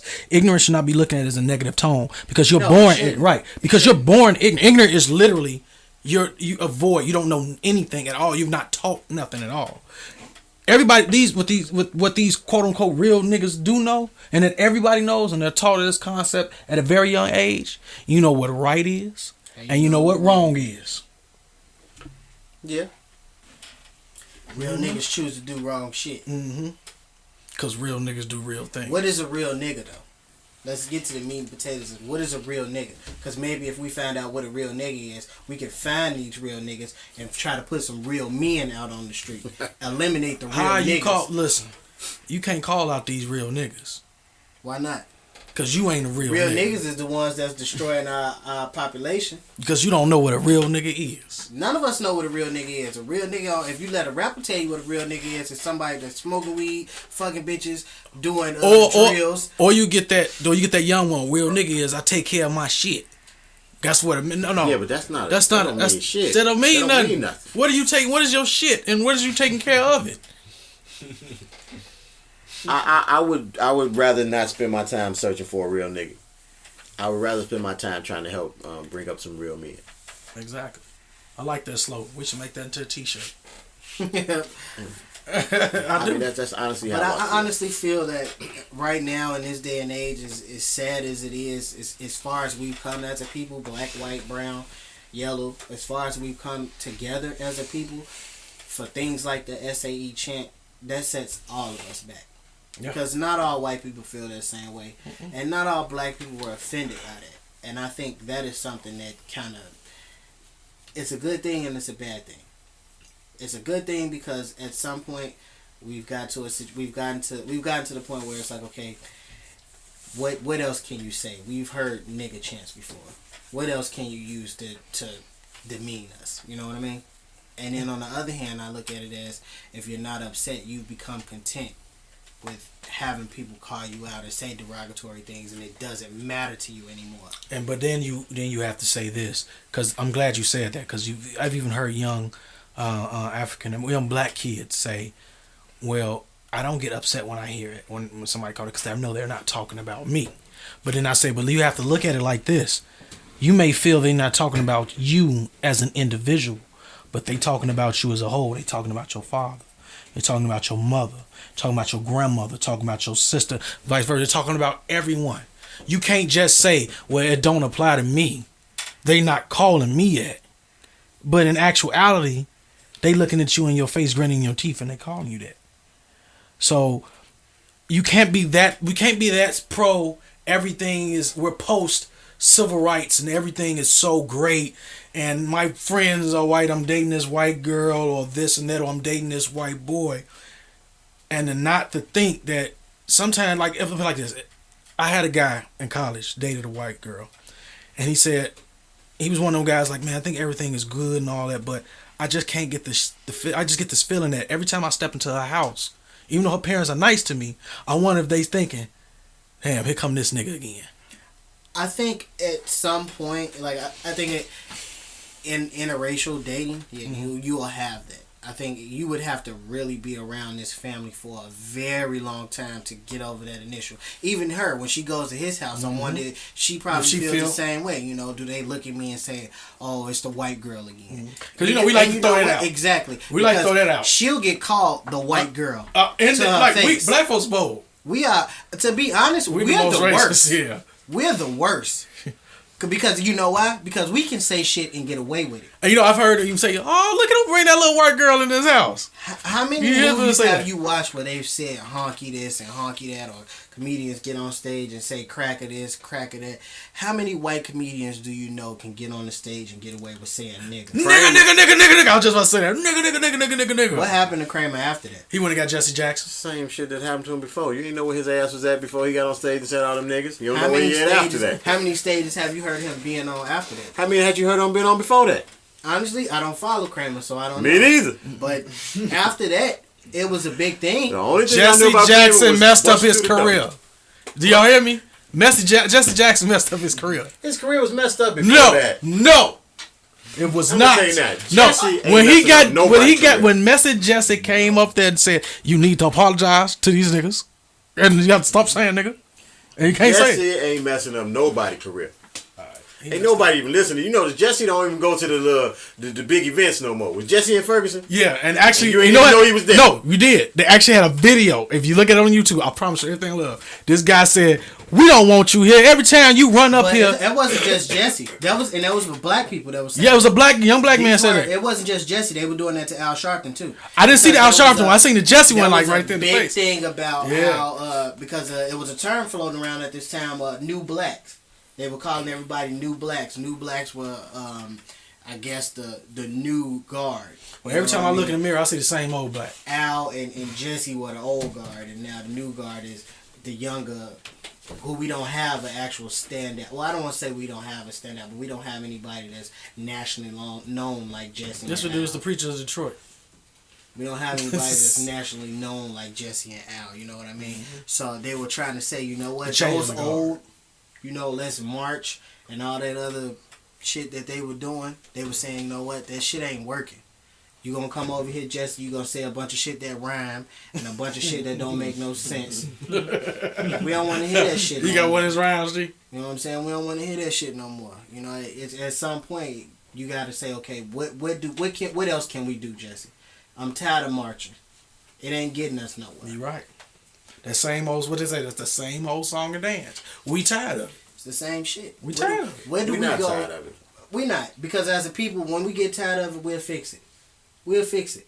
Right now, it sounds good to say, you know what, I'm tired of this shit. Let's go put your coat on, grab a fucking sign, write Black Lives Matter on it. We gonna go down and stand in front of the courthouse and with a backwards chant case till they come out with the riot gear on. Then we gonna go home because I don't want to get locked up. Right. I got to go to work tomorrow. That shit makes no sense to me, man. I right. honestly feel we as a people, and I know I said this 1 or 2 times earlier, but we as a people, as a whole, have to understand that it's only one race, and that's the human race. We got to come together. That's the only way we gonna survive.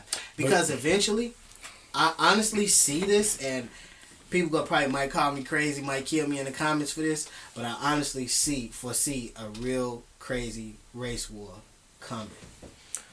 I don't know. I'm going to say, if it hasn't happened yet, I don't know if it will happen. Not to say that it couldn't. I'm going to tell you why. I don't see it's not happening yet. I'm going to tell you why. In this day and age, I honestly believe there are more Malcolm X's than Martin Luther King's. I give you that. There are more black kids willing to lose their lives over whatever they feel is cause-worthy.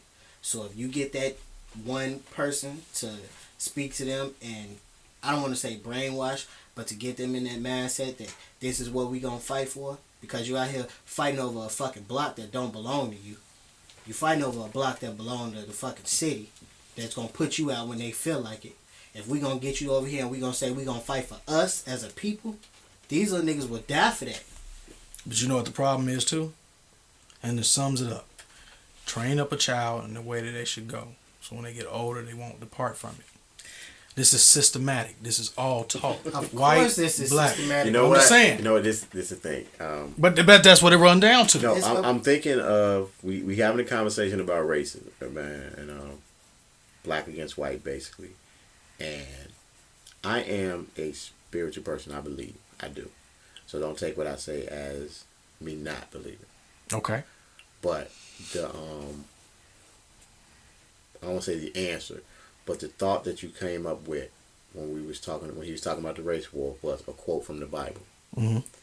And the argument about the Bible now is that it does not belong to us as black people. Because we were brought here as slaves, and this is the salvation that was given to us by the slave master, and it was basically used just to keep you docile. And that was true. So so if that's basically saying that's the truth of that, the quote that you just issued is the quote to say that, okay, it's not going to be a race war because look, I don't want to go fight massa.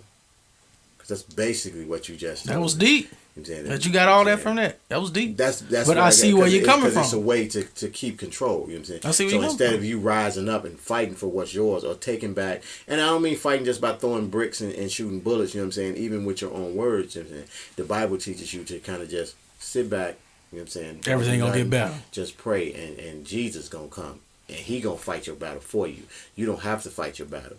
You don't have to go out there and take back anything because it's gonna be taken. It's already yours, and it just hasn't been given to you yet. And if you don't get it while you're here on the earth, when you die and go to heaven because you've done everything I said, you're gonna get it in heaven. So your afterlife is what's gonna be good. You got to go through hell on this life here for your afterlife to be good. And it's just, I think about that when we talk about kids, because now it's rough to teach that to a young kid these days, to tell him that, okay, look, don't worry about what's going on in life, don't fight here, because we believe in Christianity, and God is going to take care of everything. God's already given us this planet or this earth. What's here is ours anyway, but we're being punished right now by God, who is what they call it, is that God is a jealous God. Not jealous God. He's no, trying to say how no, to try to say how dang, with the big words, great. I ain't know about. To try to say how loving He is. You know what I'm saying? That He's forgivable. That basically saying that He's forgivable. That if you repent to Him, all your sins be forgiven. But at the same time, in saying that, the reason that we are going through the turmoil that we're going through is because of something that happened. Not even to say our ancestors that were here. You got to go back to before Moses and them. Yeah. That we're being punished for something. We're being punished for actually Adam and Eve still, because we're eating the fruit or whatever. So that means we're born with this sin. But we Jews or Israelites, as we are supposed to be, the black race is supposed to be Israelites. We are still being punished. So at some point, this punishment is going to be lifted, and God is going to ride in and strike down all the white people or the Caucasian people from the Caucasoid Islands. I mean, mountains. From the mountains, right? From what Farrakhan says. And give us back this land, And it's just the fact. It seems like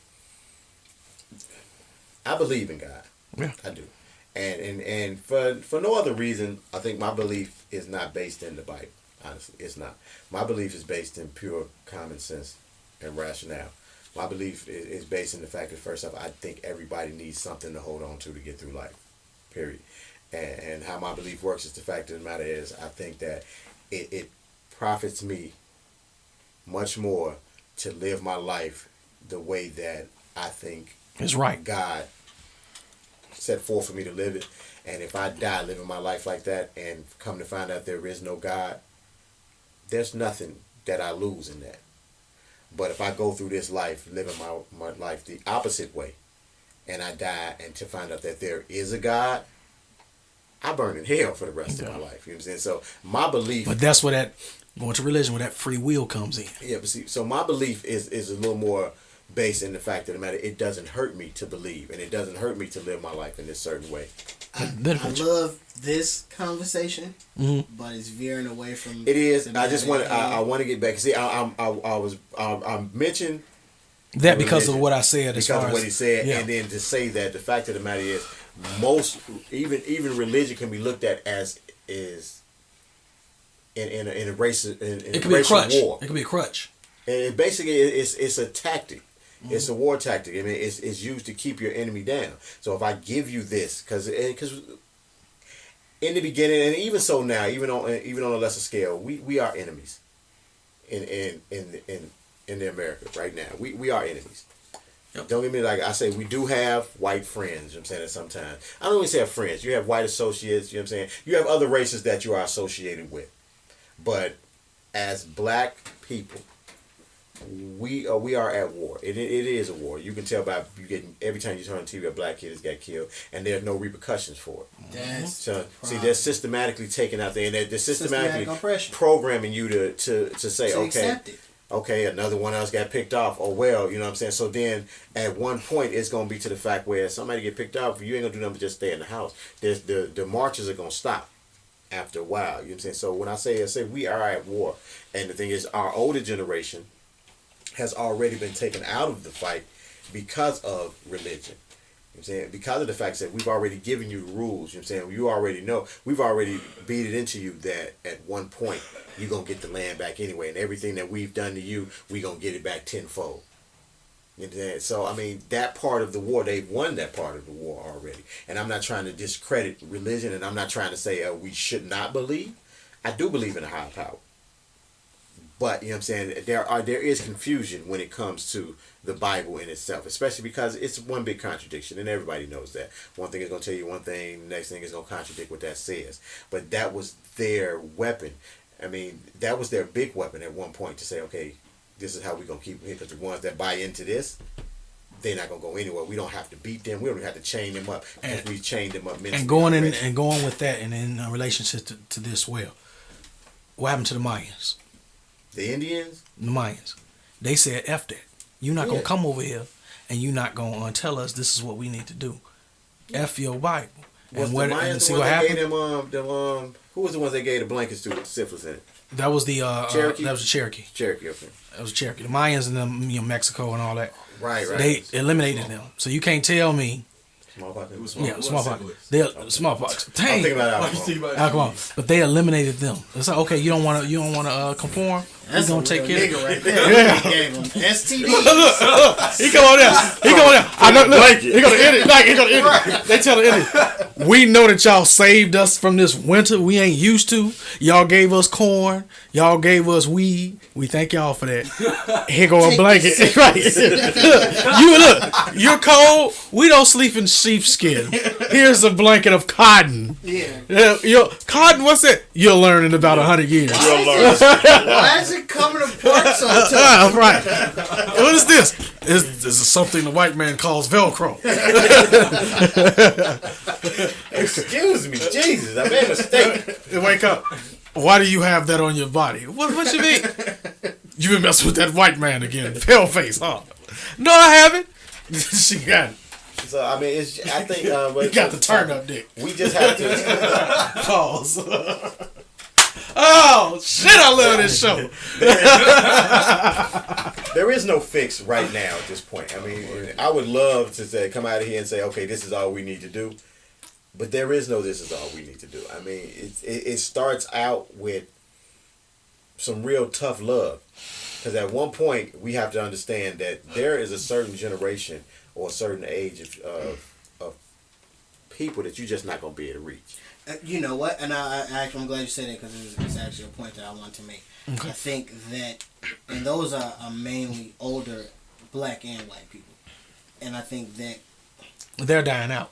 Yeah, because now children, and I don't even want to say now, because even then, children don't see color. Right. They're taught to see that. They're taught to see that. Children don't see color. Children will play with another child or anybody. It doesn't matter as long as we're having fun. That video with that little boy came back that was sick in school. Little black boy. Yeah. And the little kid's like, oh my God, you grew it. Because they don't, they're kids. You grew, you don't ain't see cut color. you. Right. They see friends. They see, this is James, or this is my friend Sarah. They don't see color. We teach them black and white. That ignorance is taught. But now, like your children, the generations, Generation X or Generation Y, 80 to 90% of our children are not being taught color. They're not being taught to hate this person because this is the color of their skin. You know what I mean? I think that there's a small percentage of the population that is teaching this hate and is breeding this hate. And to be totally honest with you, those kids in that SAE video, I honestly don't believe any of those kids were racist. I think they were doing it. No, I believe they were racist. I don't. I do. I believe everybody's racist. I believe everybody's prejudiced. I don't believe everybody's racist. I don't believe prejudice is different. See, okay, this is the thing is, I don't think there's anything wrong with being racist. Why not? Okay, please explain this. To me, in my opinion, what racist is to want the advancement of your race. I think everybody should want that. When you're black, superiority. You know what I'm saying? I'm not saying superiority. I'm just saying the advancement of your race. See, me, like this, I'm a jealous person. I am. But it's not like I'm jealous in a bad way. So like I'm that type of person. If I see somebody else succeed at something, I'm jealous. I'm happy that that person was successful at what they were, but I'm jealous because in my head I can get that also. So I don't want any less for that person, but I want that much more for me. But what you just explained is prejudice. It's not. That's not racist. No. See, let me finish. Okay. I was explaining. Okay. I was explaining to me. So now, okay. my thing about races, what I believe about races is because, okay, Caucasian, that's considered a what? Race. A race. Mexican or Hispanic is considered a race. Right now we have black, African American, other, whatever. That's considered a race. Other. You know what I'm saying? It's considered a race. So in my opinion, a race, you are supposed to want the advancement of your race. You know what I'm saying? So you're supposed to think your race first. But I don't think everybody is race. Everybody is supposed to think self-protection, I guess. This is where I disagree, and I go back to what I've been saying. I don't believe that segment started. I don't believe in that. There's one race. But I do. You guys are such the best fucking dancers, and I don't believe that there's just one race. The best. I do. I honestly believe that there's rappers. only one race because So we as a people, when it's all said and done, what only difference between us is the fact that their skin is lighter than ours. No. What's the difference? Their hair straighter than ours? Because guess what? White men and black men got the same dick and balls. I thought, pause. Mine bigger pause. than white. Wait a minute, pause. Pause. Our body structures are different. No. Our body structures are I'm like old boy. I'm like better athletes. No, I'm like old boy that we got. all still have 2 arms. We all still have 2 legs. We all still have 10 fingers. We all still have 10 toes. We all still have 2 eyes. We all still have 1 nose, 1 mouth, and 2 ears. There is no difference other than the fact that some of us may be taller, some of us may be shorter, some dicks may be bigger, some dicks may be shorter, some booties may be bigger, some booties may be smaller. And one person's hand might be difference retarded. other than color. We That's all not bleed. true. We all bleed red. We all breathe air. There's no difference. There's nothing that we can do to survive longer than them. Nothing. There's nothing they Yes, can it do. is. Yes, it to is. We are survive longer. And I'm not joking. And I'm not joking on this. Genetically different. The sun, melanin in our skin. We have more melanin in our skin. That's gonna help us live longer. If we're out in the sun, and that's not joking. That's gonna help us live longer. Black don't crack, baby. Get the It fuck don't. out of here. It don't. I don't give a fuck how long you be in the sun. First off, we are the best dancers. We are the best rappers. We are the best ball players. Pause. I mean, we are genetically We eat. different. We make the best Races are chicken genetically different. recipes. They are. cornbread. Wait, cornbread. Genetically different, but when you break all that shit down, when it's all said and done, we all got DNA. All of us have DNA. Yeah, everybody got Dana. Everybody has DNA. So whether ours is a little more athletic than theirs, or their mental state is better than ours, that shit don't matter. Because at the end of the day, we all have the same fucking structure. The foundation is the same. Fucking right. I don't believe in that.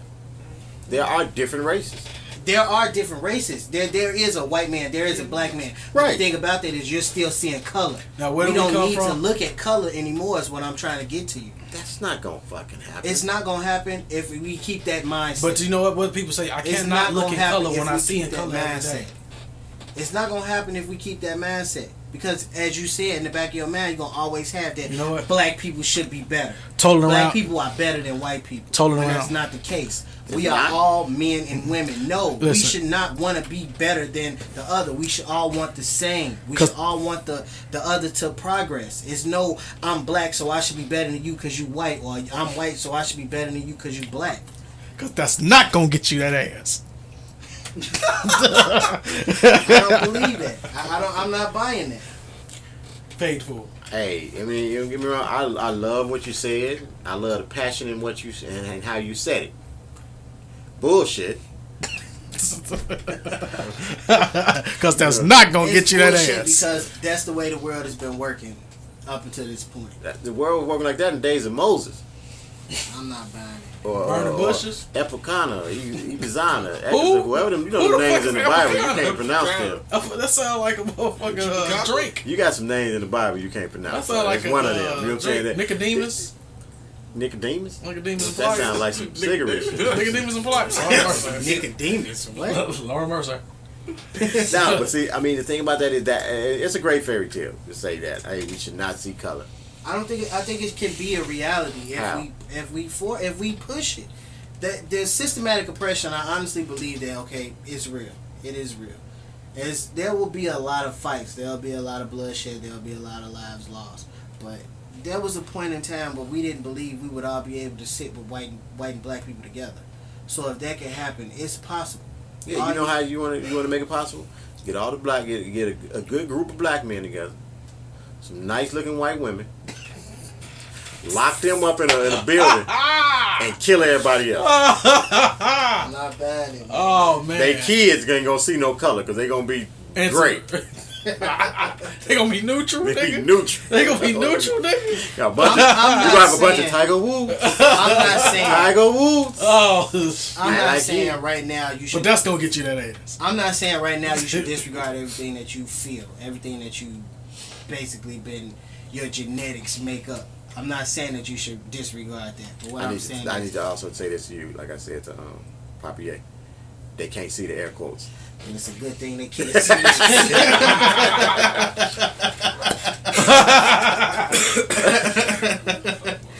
But I just feel like at some point, if we keep going with that mindset, nothing's gonna change. You know what I mean? Honestly, like at the end of the day, if we keep going with it, if everybody felt the same way you felt, there will be a lot more racial tension in the world than there is I right don't now. believe so, because guess what? The only real racial tension is between black people and everybody else. I don't agree with that. I don't agree with that at all. What other racial tension is there? There's a lot of racial tension between Hispanic Okay, take out people. Muslims. Okay, you know what I'm saying, because they worse than blacks right about now. You know what I'm saying? That Hispanic Arabs. people and white people don't get along. either. Hispanics are almost white now. Stop it. Boy, the Hispanics are almost white. They almost got their white card punched. I'm not buying it. Trust me, they almost got they almost got it taken off the application. Hispanic. They just Not bad. in a minute they gonna be able to hit Caucasian. No way. No All they got to do is fucking learn how to speak the English better. way. Speaking Fuck. English. Oh hell no! You just caught me off guard. That like what's that? Over there eating that. Oh damn! Speaking of Nigga, English. so I you ain't go buying goddamn it, English. man. That's it. I'm telling you, Mexicans right there. They done stepped over us. Hell no. Oh Hell boy, no. Mexicans have stepped over us. We No underneath way. Mexicans. No way. No way. Only Mexican you above is the ones that's getting caught in the water. That's racist. Views No. revealed on Hispanic people and would you say cross the water? Getting caught in the water. They In ain't the Rio crossing. Grande. I want to say that his views do not reflect the other portions of Almost There. Yeah, on behalf of Hey, they think like me. I like tacos. They just scared to say it. No, see, he's that woman in his group that he refuses to name now. He want us to think like him. It's not gonna happen. Next time, I will ask you for your cup. Fruit. But yeah, man, I But just, if you think, I mean, in all honesty, when you look at it, there is no tension toward one race as like it is toward black people, and we have tension with every other race. Yeah, 'cause actually, with the play on that, I could talk to my Mexican buddy and stuff. It's like, dude, why every time something happens, it's just, oh, everybody's against y'all. Like we have live a tension day with in our every life. other race. I don't- And that's because of how we portray ourselves to ourselves. The things that don't we do. see that. No other race castrizes their own like we do. I can see that. I And with us honestly agree. doing that, it gives us a negative image to other races. So then they in turn see us in a negative I light. feel sorry. I can for see your that, mother. and how I can relate that to this, which is something that I don't understand how this happens. But what you saying that is kind of how Hispanics feel they had a right to say nigga. Yes. I don't understand how they get away with saying nigga, but white people can't. Why is it okay and acceptable? Trust when me, black in about a year, Hispanics ain't gonna be able to say it because they gonna be white. What about Puerto Ricans? Puerto Ricans gonna always be Hispanics. They're not gonna let them in. Because they part black, African, and Spanish. No. Mexicans don't even like Puerto Ricans. You know what I'm saying? They ain't going. They gonna have to come over here with us. We gonna have to form an alliance. They say that's a form of They gonna have to be us and the Rickens. Josephine Baker, Rainbow The Kids. Rickens? The Rickens. Damn, man. Damn. Again, the views of Ville don't reflect those of Jay, Papier, Noah, and Kermit. Silk the Shock over here. Silk the Shocker. Man, I'm gonna tell you, that's how it is. Chinese people don't like black people. I feel sorry for your mother. I don't think Chinese people don't like nobody. anybody who Oh, is and I'm sorry, I didn't mean to say Chinese. I meant to say Asian. Asians. There you go. Come on, get it out. Yeah, think about it. I was gonna say Oriental. Oh Lord, you taking it back pre-prohibition? Pre-prohibition? Is it racist that they have the Oriental ramen noodles? You know what? They haven't changed this. But It's you know, still remember Oriental. Cherry Clans? Remember the Cherry Clan candy? They stopped that. I know we getting off. They just That's make them not cherry. off They call topic. they call they call. But But you know they call Cherry Clans Cherry Heads now, right? didn't I tell you how offended the Chinese people about their language? Really? No. I'm sitting there talking to I went to the riverboat weeks ago. Was playing baccarat. I want to hear this. I'm sitting in between some Asians. And the woman to my left just kept going. Like, I mean, I don't know what she was saying, but she was going off. She sounded like a karate movie. Going off. She sounded like, not even like a karate movie. She just, you know what I'm saying? It was just, dang, dang, dang, dang, dang, dang, dang, dang, dang. Oh Lord. So, and when she hit it, I was like, first, you know me, I was like, man, don't do that. You're rude. Don't even say that. Leave that alone. And she kept going, so I looked at the dude next to me. I'm like, what is she saying? And he looked at me, dude, like he wanted to knock the teeth out of my mouth. And he was like, I don't know. She's speaking Cantonese. I don't speak that. Yeah, man. He speaks Mandarin. He speaks Mandarin. I'm like, oh, there's a difference. Yeah, it's southern and it's southern and a northern dialect. I don't know which one is which, but I know. I don't know, but he was like, yeah, Yeah. she speaks Cantonese. I don't speak. I speaks speak Mandarin. I'm like, that ain't the same. No. I'm like, so what is that? Chinese or what? He was like, it's Chinese, but it's two different languages in Chinese. Yeah. I'm like, oh, so you saying you don't know what she's saying? No. You offended him. He got mad. But you know that goes to there was racist or prejudice because I saw two Orientals. I saw two Asians.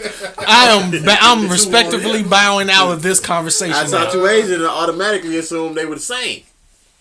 Well, And- I mean, honestly, that comes from ignorance. You just proved your point. You are Comes from racist. niggerism. It comes from being a real nigga. Yeah, okay. It comes from being a real nigga. All you missing is the hat backwards and the pack of Newports. Yeah, I ain't gonna never get that part. Never get that. Damn. Yeah. That was funny, but that was you just proved your racism. But no, that doesn't make you racist because, for one, According to him, yes. I am racist. but in my definition of it. his definition, what he did, didn't fit that definition. See, I'm not prejudiced, and that's what I think the difference. That's See, bullshit. You made an ass of Now, yourself. that You is assumed. bullshit. What? To say that you're not prejudiced, I do not believe that. I'm not prejudiced. Bullshit. Everybody is prejudiced. See, I think what it is, we're almost trying to say the same thing, just in a different way. I believe everybody is racist and not prejudiced. You know what I'm saying? But you believe everybody is prejudiced and not racist. What is your what? How do you say that? Should we look up the definition of both? No, because No, I'm gonna keep my own definition.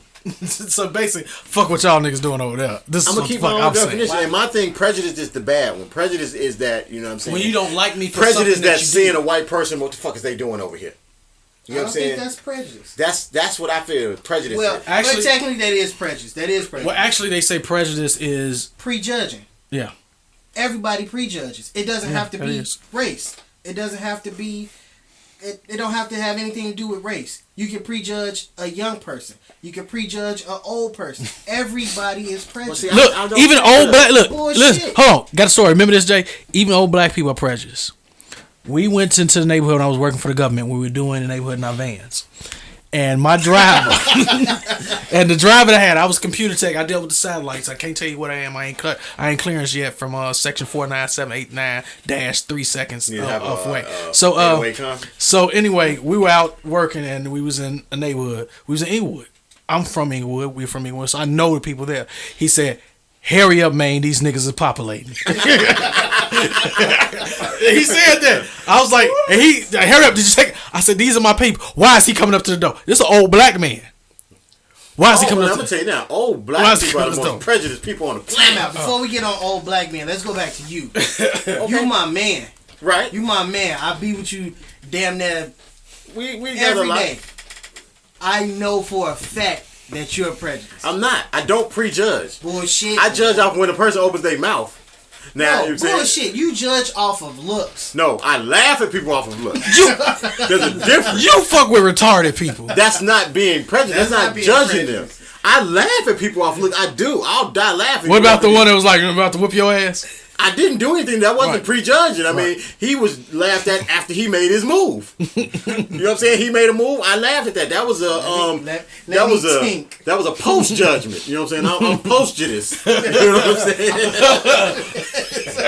know what I'm saying? My judgments come after you've made. Now it don't have to be a long statement you make, but when you open your mouth and start talking, my judgments. I have a quick. I snap to judgment. You don't get 16 bars. You know what I'm saying? You might get what? You get the I swallow. might give you what?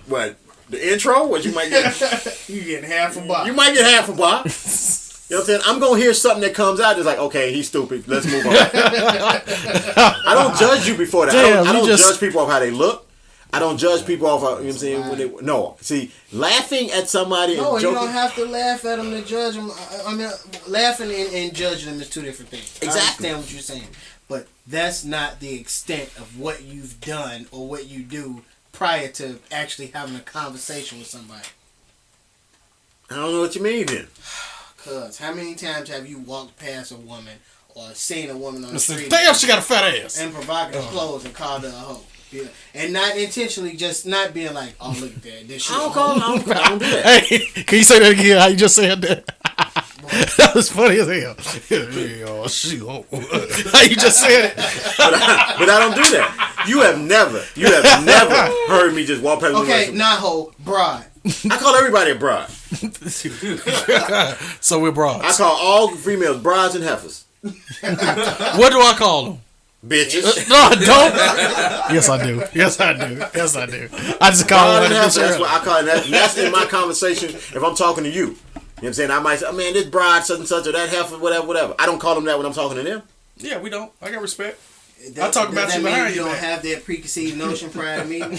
Actually, Snake. when I say bride or heifer, I don't mean anything bad. It's not a thought in my head. Like, it's not a judgment on her. That's just how I talk. You never seen a woman and been like, oh, she ugly. That's not I'm not saying that, but I'm saying that to get to another point. That's Have a you ever factual done- Yes, I've said that. You seen a woman and been like, she ugly. Looking at her, yes. So, Why you sound like Richard Pryor right there? Yeah, I looked at her. so when you look at a woman and you see she ugly, do you don't automatically think, oh, she gonna be easy? No. Bullshit, man. No. See, you have to understand that. I am what by nature? An asshole. Okay, besides that, how do I think of myself? Arrogant. Arrogant. So I believe everybody is easy. If that's the case, then you judge every woman as being easy. It's prior not to judging doing them it. though. I'm judging me. See, because like, when I say they're easy, I don't mean it's easy for you. This sound like Even reverse if it's psychology. for you, though. Even if it's for you. That's not judging them. That's judging me. I'm highly judging myself. Nah. You twisting words now. I'm highly judging myself. I think that I'm that shit. Listen, how the hell we go from racist to bitches to broads and No, hoes? we on prejudice. Okay. We on We prejudice. on prejudice.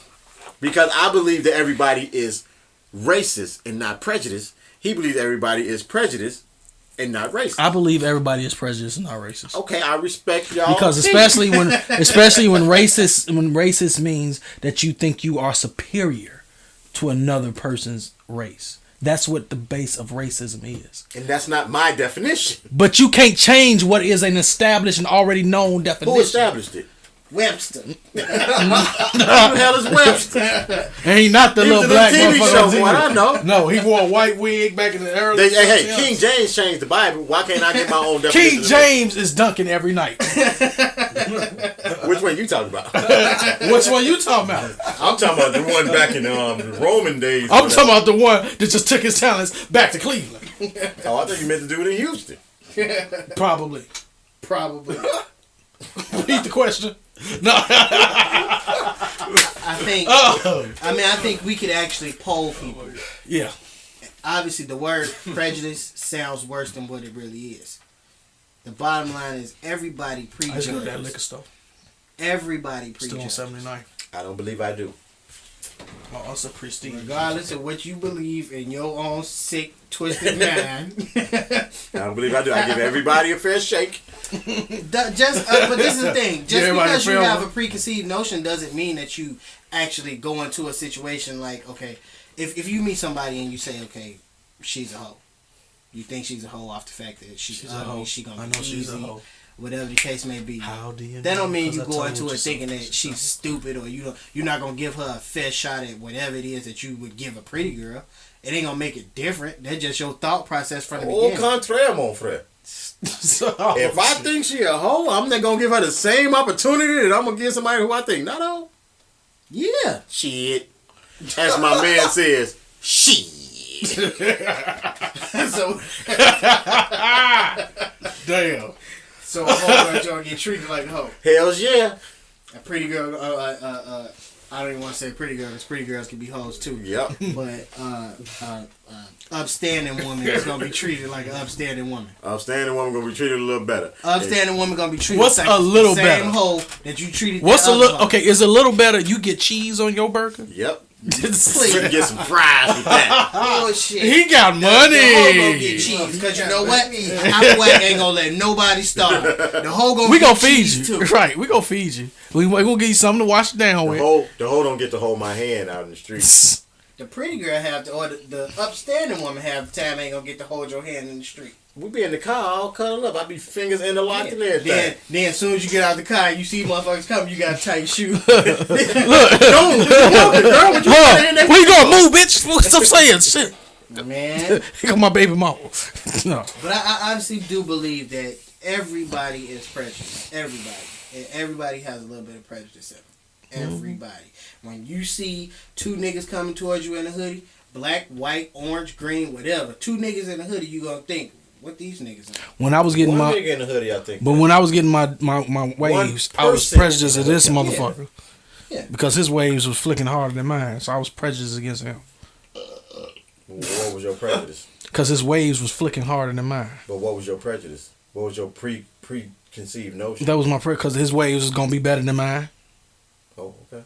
So that's why I got the curly shit now. That's curly? Yeah, it's nappy now, but That's what we called it now. it's nappy now. But when that shit get cut tomorrow and I had the motherfucking juice in that bitch, Juice. Drama juice?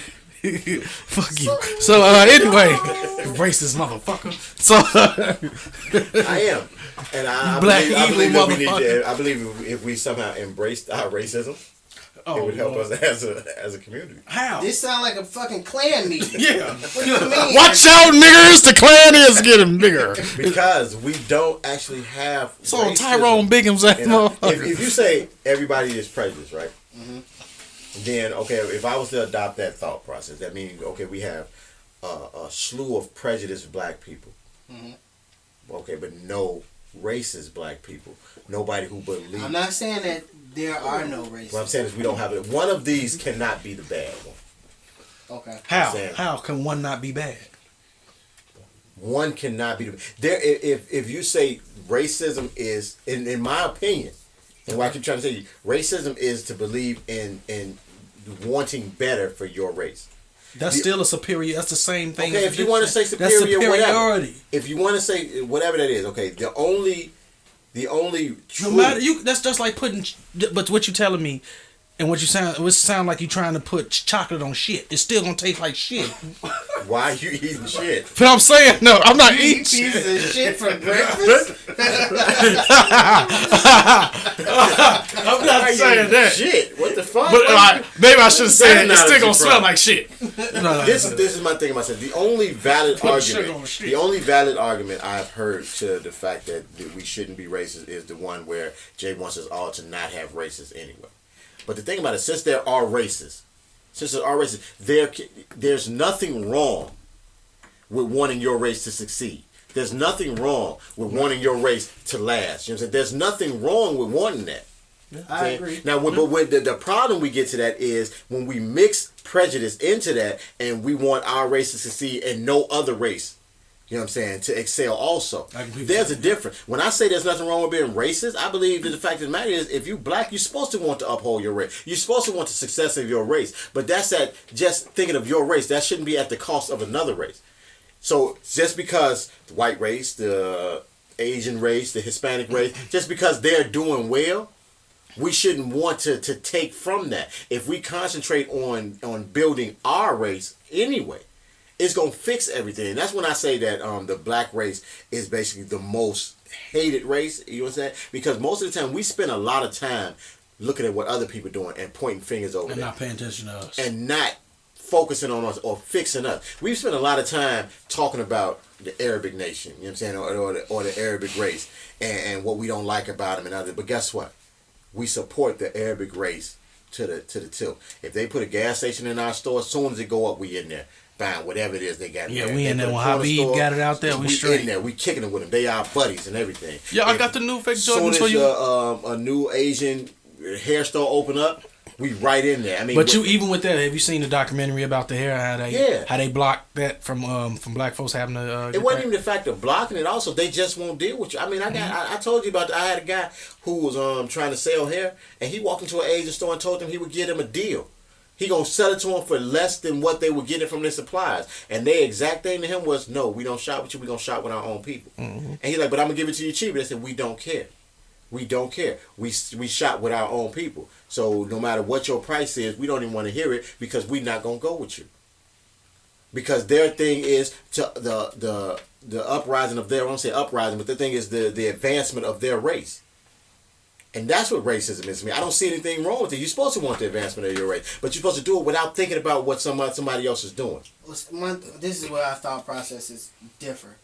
I don't believe that prejudice ties into that. I don't think it's supposed to, but I think in our race, we tie the two together. I don't think within our race we tie the two together. I don't. I think. Are you meaning as far as in-house, like? Yeah, in-house. Okay, so not thinking about white people, Hispanic people, as far as black people on black people. Black people on we tie the two together. I can understand that. I can see that. I can see the two meshing. But if we're gonna go strictly off of the Webster's definition of those two words, prejudice is something that I think would tie into everyday life. Mm-hmm. If we go off the Webster's definition, then you know what I'm saying, prejudice is not a bad thing. It's not. Because it's going to happen. It's going to happen. You can't avoid no matter that. how much you say you're That's not a law going to of do it or averages. whatever, it's going to happen. As much as I sit here and tell that crap, you know what I'm saying, about not prejudging people, everybody has as soon as you see somebody, you make a judgment of that person. Yeah. That doesn't stop you from interacting with that person. No. But as soon as you see a person, you make a judgment. Exactly. There's been times you can walk into a room and for some reason you just don't like a person in there. They ain't did nothing to you. I just don't like that person. Yep. You can walk in a room and you can fall in love with somebody off of not knowing that. About knowing them, and that judgment can be totally wrong. You know what I'm saying? So you do those things. Yeah. It's the truth. I'm ignorant. And you said, I'm sorry. And you said fall in love. Did you hear the gospel version of Coco? No, man. Somebody sent a message, though. Was that you? Somebody sent a message? Yeah, I think I sent it to you. The lady? Yeah. Oh, Lord. How can something so bad sound so good? She hit them notes. Yes, she did. She was hitting them notes. Okay, let's go back. East side, west side. I wanted to Gang bang. Drop up, shoot 'em up, bang bang. Baking soda. Baking soda. I got baking soda. Okay. Baking soda. Okay. All right. Done with that. I'm sorry.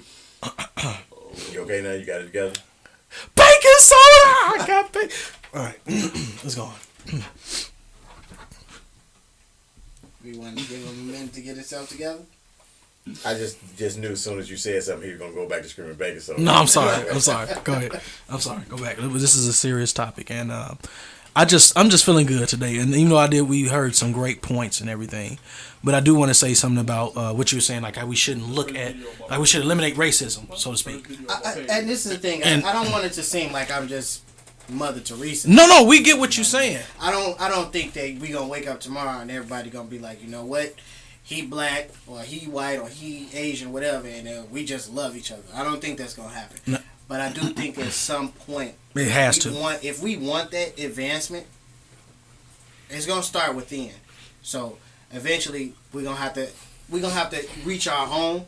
Okay. And then it becomes reach one, teach one. But how do you point forward? But going into like the elimination of eventually, and this may be reaching, but what do you say, like, when folks, and you got folks that say this, they go into like a conspiracy theory or the law of balances, checks and balances.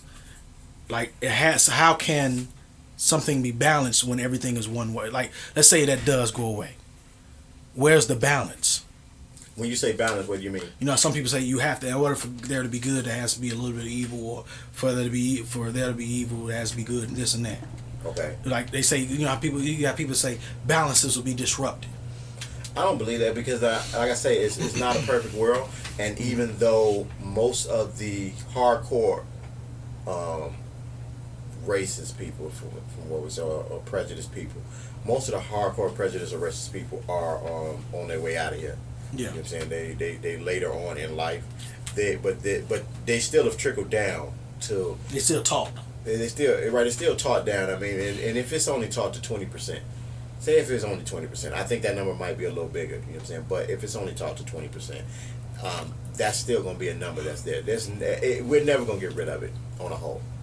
It's never going to happen because of human nature. You know what I'm saying? I mean, now it might get to the point where we start to get along a little better, especially if we can somehow, and I think this all really hinges on the black community. I think the whole culture of race relations is a thing that the black community has to fix, because once we put out a better image of us and show that we ourselves love ourselves, that the other races will pick up on that and kind of sit back a little bit. I think right now, since we tear ourselves up from the inside, they believe they have the right to pick and tear at us also, because we do it, so they figure, okay, if they do it, then we can do it. I agree with you to a certain extent, but I'm of the mindset that we as black people, we use ourselves as a crutch. We do. We can't say, okay, because we treat ourselves bad, we give them the okay to do No, something. I'm not saying we give them okay. I say Right. they give themselves the okay because off of that. But we use that because we that shouldn't be an excuse. We shouldn't allow that to be an excuse. You know what I mean? True. But the only way we can allow that to be an excuse is to start coming together. I agree wholeheartedly. But we as black people, I think we take too much of the blame for other people being ignorant.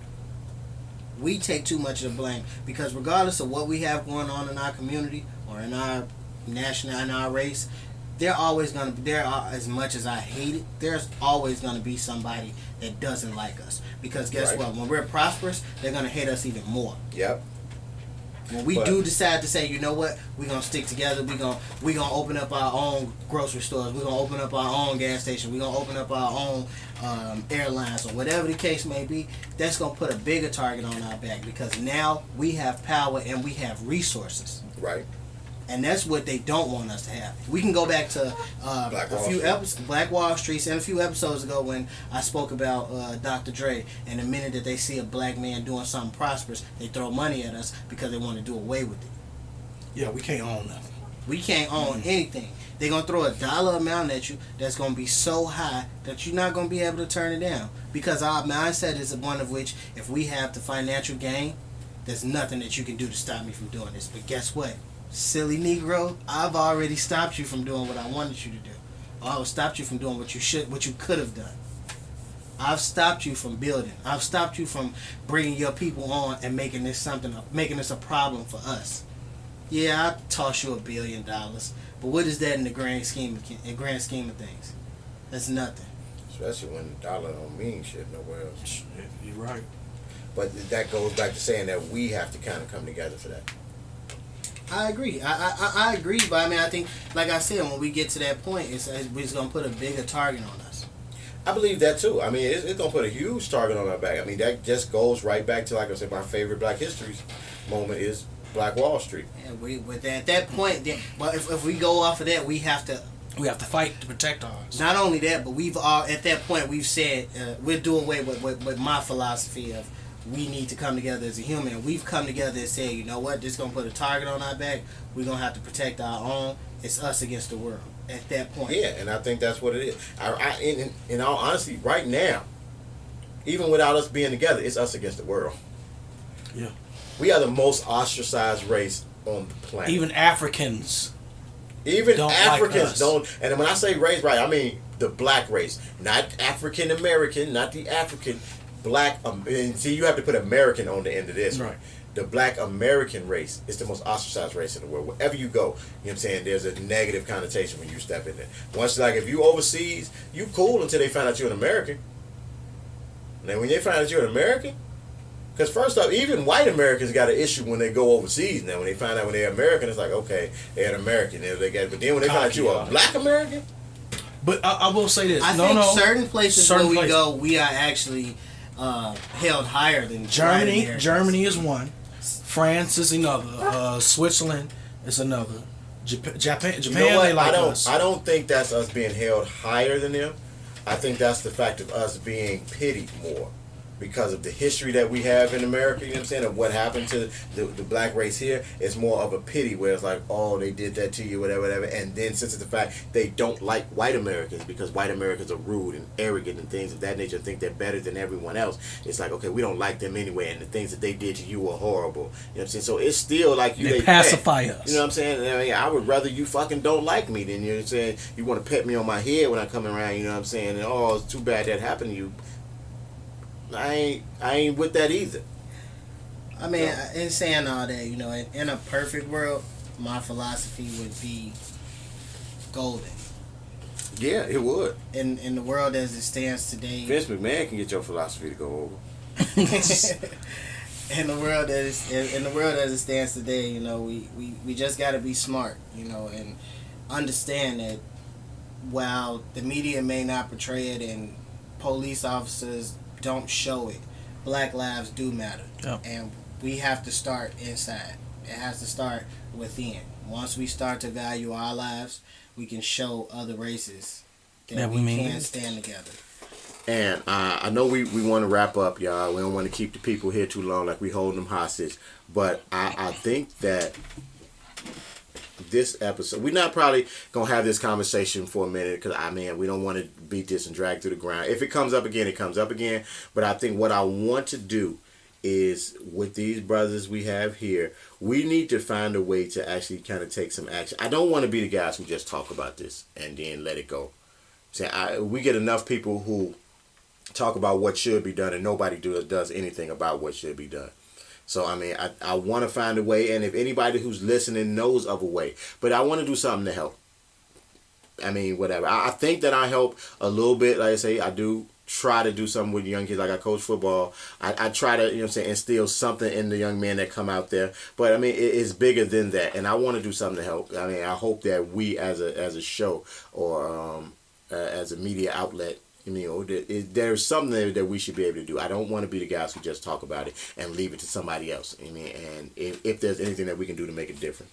So I don't know what the answer is. And if there's anybody who has an opinion or anybody who just want to talk about it, hit us up on one of our outlets, the Facebook page, Twitter page, on the website, anything. You leave a comment on YouTube. Just whatever. We need to have an open dialogue about this so we can start to do something to make this a better place. So definitely, because it's not going away. As much as we would love for it to, racism is not going away. It is a very terrible habit that is not dying out anytime soon. It's a sickness. It is, and we want to do our part. We want to do our part. We want to, like Vil said, we don't want to be the guys that's just talking. You know what I mean? Any organizations that may be listening, please let us know. Any way we can volunteer, any way we can lend any helping hand to whatever service you provide, let us know. And with that being said, everyone, thank you all for tuning in. This was a great conversation to end it on. I think so. I think it is. Hopefully it inspired everyone to get you thinking and to actually be about it. Have action.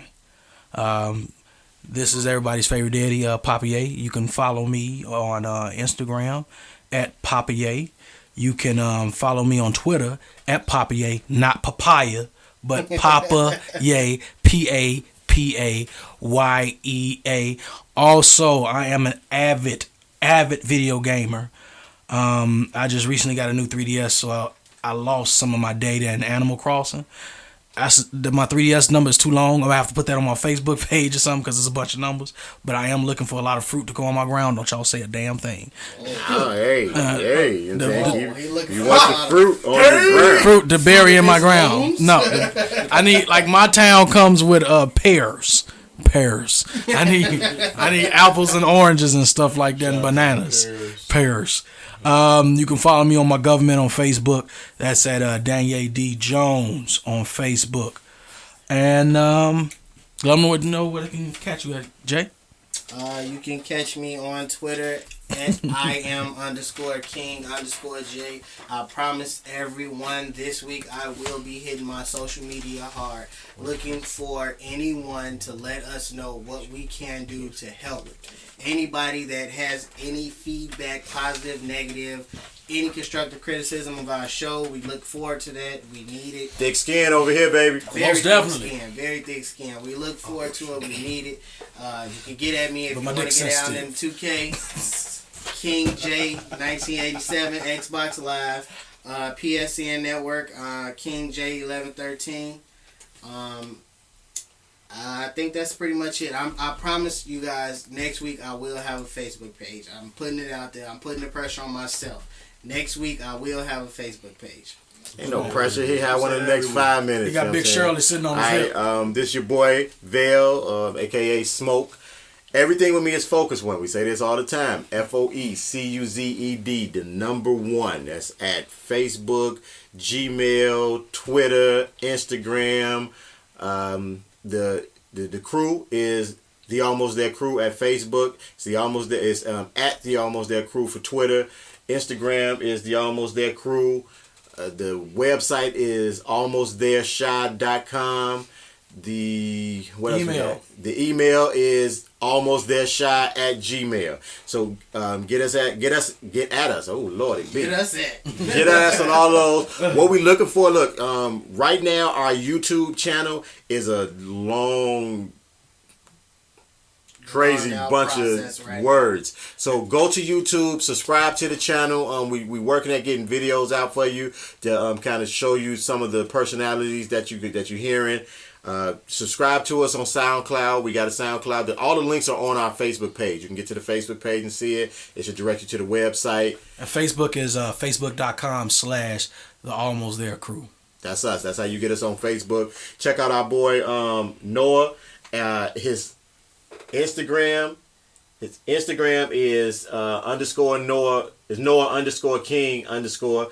His Twitter is Lord LORDE _darkskin. Darkness, brothers. Darkness. Check him out. His PS4 gamer tag is at Mystic Apple. I didn't make that up. That's his. He did that all on his own. You know what? We got our guy Kern in the background. Give him your information. Young Shilter Shaka. Just follow me on Twitter at lavish_King S. Y'all don't know how to spell lavish. It's LAVISH. And for everybody else, I want y'all to go on check out our Facebook page, but also go on Papa Ye's Facebook page. His Facebook page is Daniel D. Jones. I want y'all to go on his page, leave him a couple comments, let him know y'all want to see him before and after his manscaping. He's going in to get his nails done, his toes done, he's getting his wax job, all that thing. He's getting fresh. He's getting fresh for his, you know what I'm saying, his real nigga holiday. No waxing. No waxing? Just the nails and the petty?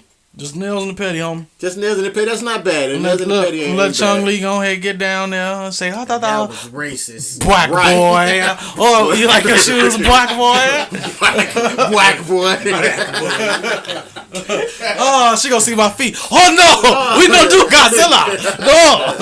No, nigga, you come back next time. Y'all check him out. Go on there. Wish him a happy real nigga holiday. You know, it's coming up pretty soon. Friend him on there.